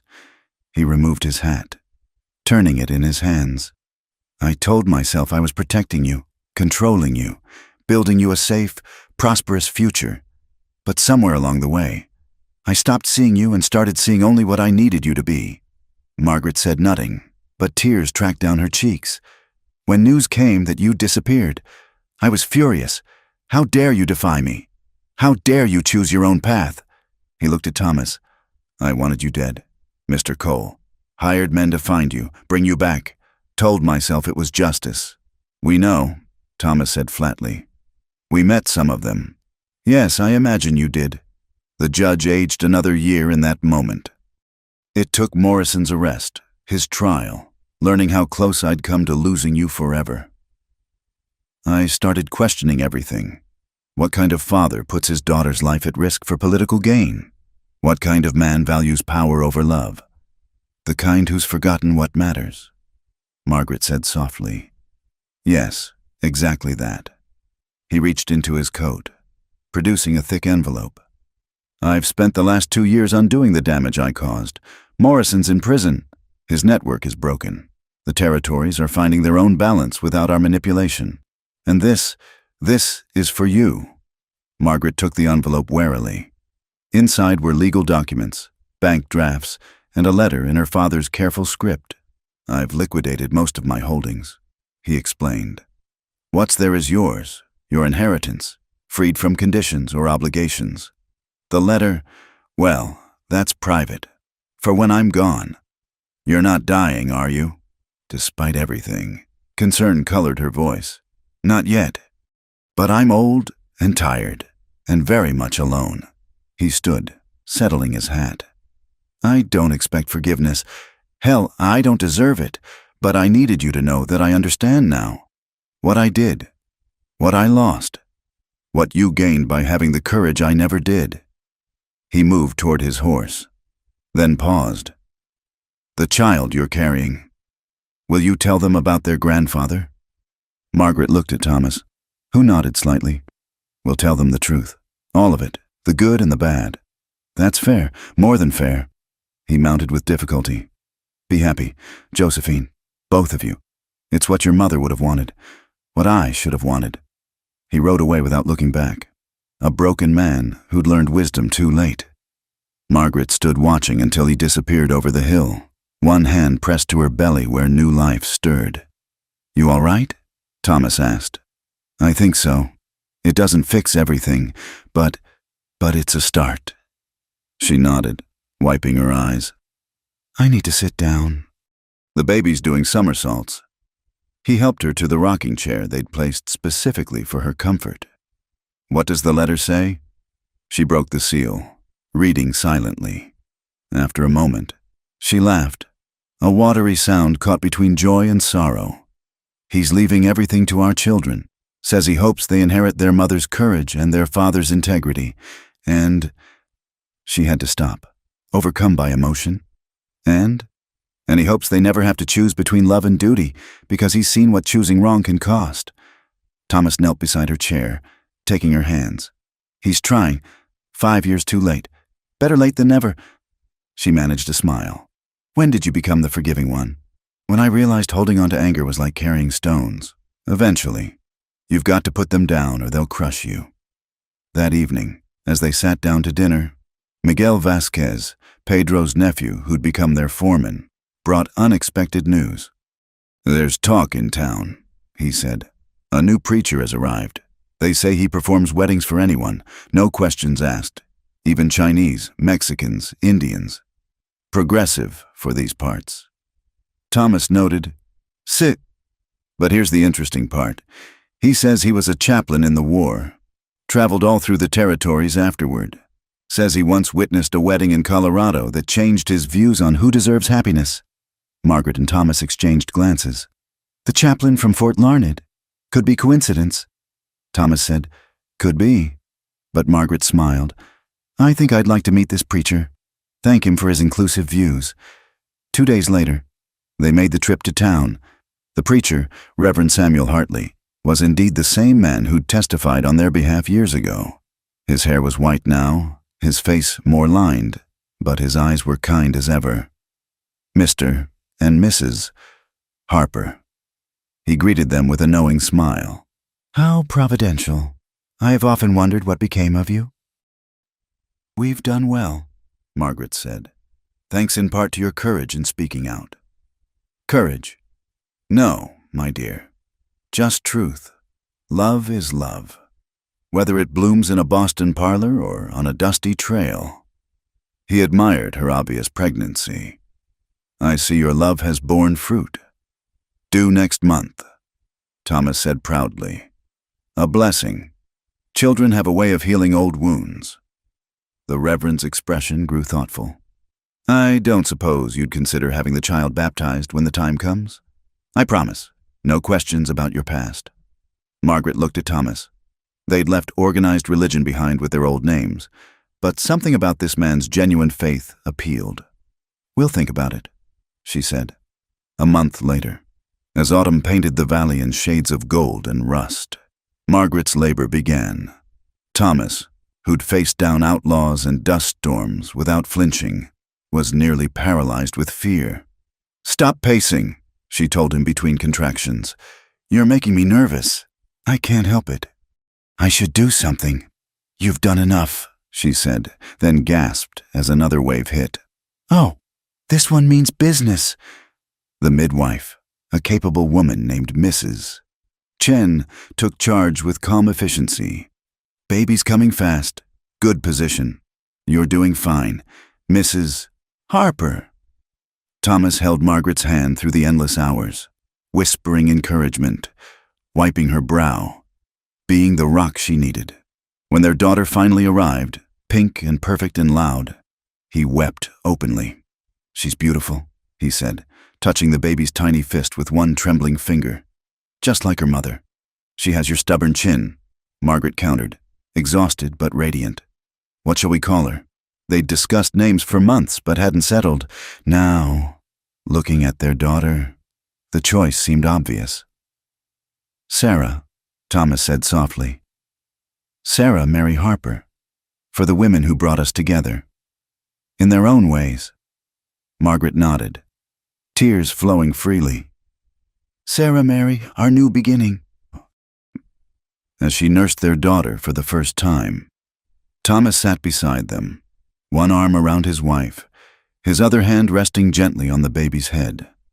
Outside, the sun set over their valley, painting the sky in brilliant shades of rose and gold. No regrets? Margaret asked, echoing his old question. None. You? How could I regret the path that brought me here?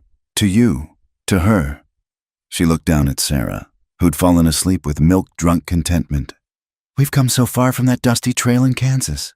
Miles and years, he agreed. But I'd travel every one again to end up here.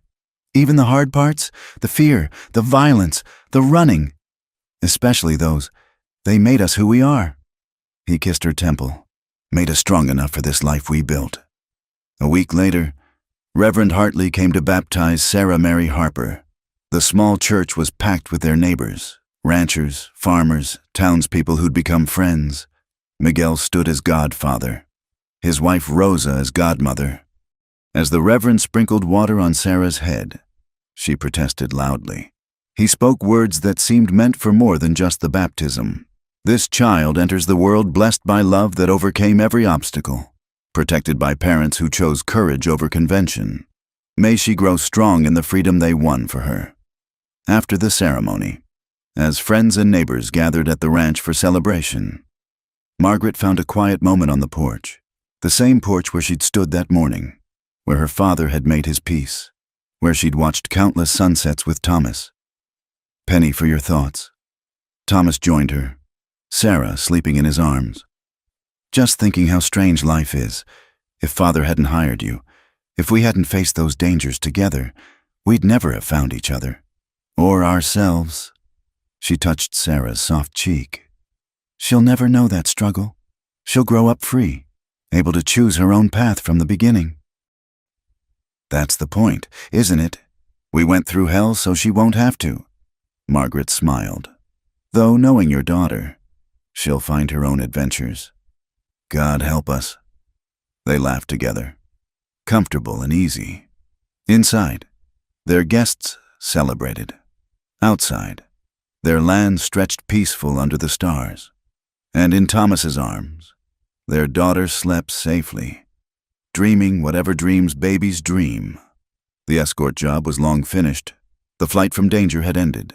The love story had become a life story, rich with the ordinary miracles of each new day. In the distance, a coyote called to its mate across the valley. The sound no longer meant danger, just the wild heart of the land they'd claimed, as it had claimed them.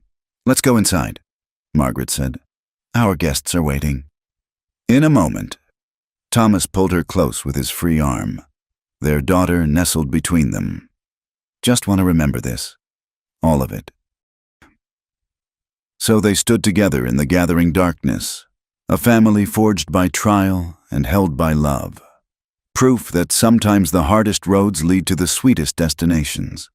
The trail that had begun with a simple job, escort the judge's daughter to her wedding, had led them here. To this moment, to this life they'd chosen and built together. It was, Thomas thought, one hell of a good ride. And it was far from over. Thank you so much for listening to this Wild West love story. I hope you enjoyed following Elijah and Josephine's journey from that dusty trail in Missouri to their happy ending in California. Where are you listening from today? I'd love to know. Please share in the comments below. Don't forget to subscribe to From Wild West channel for more authentic frontier tales, and let me know what you thought of this story. Did you see that ending coming? What was your favorite part? Your comments and support mean the world to me. Until next time, partners.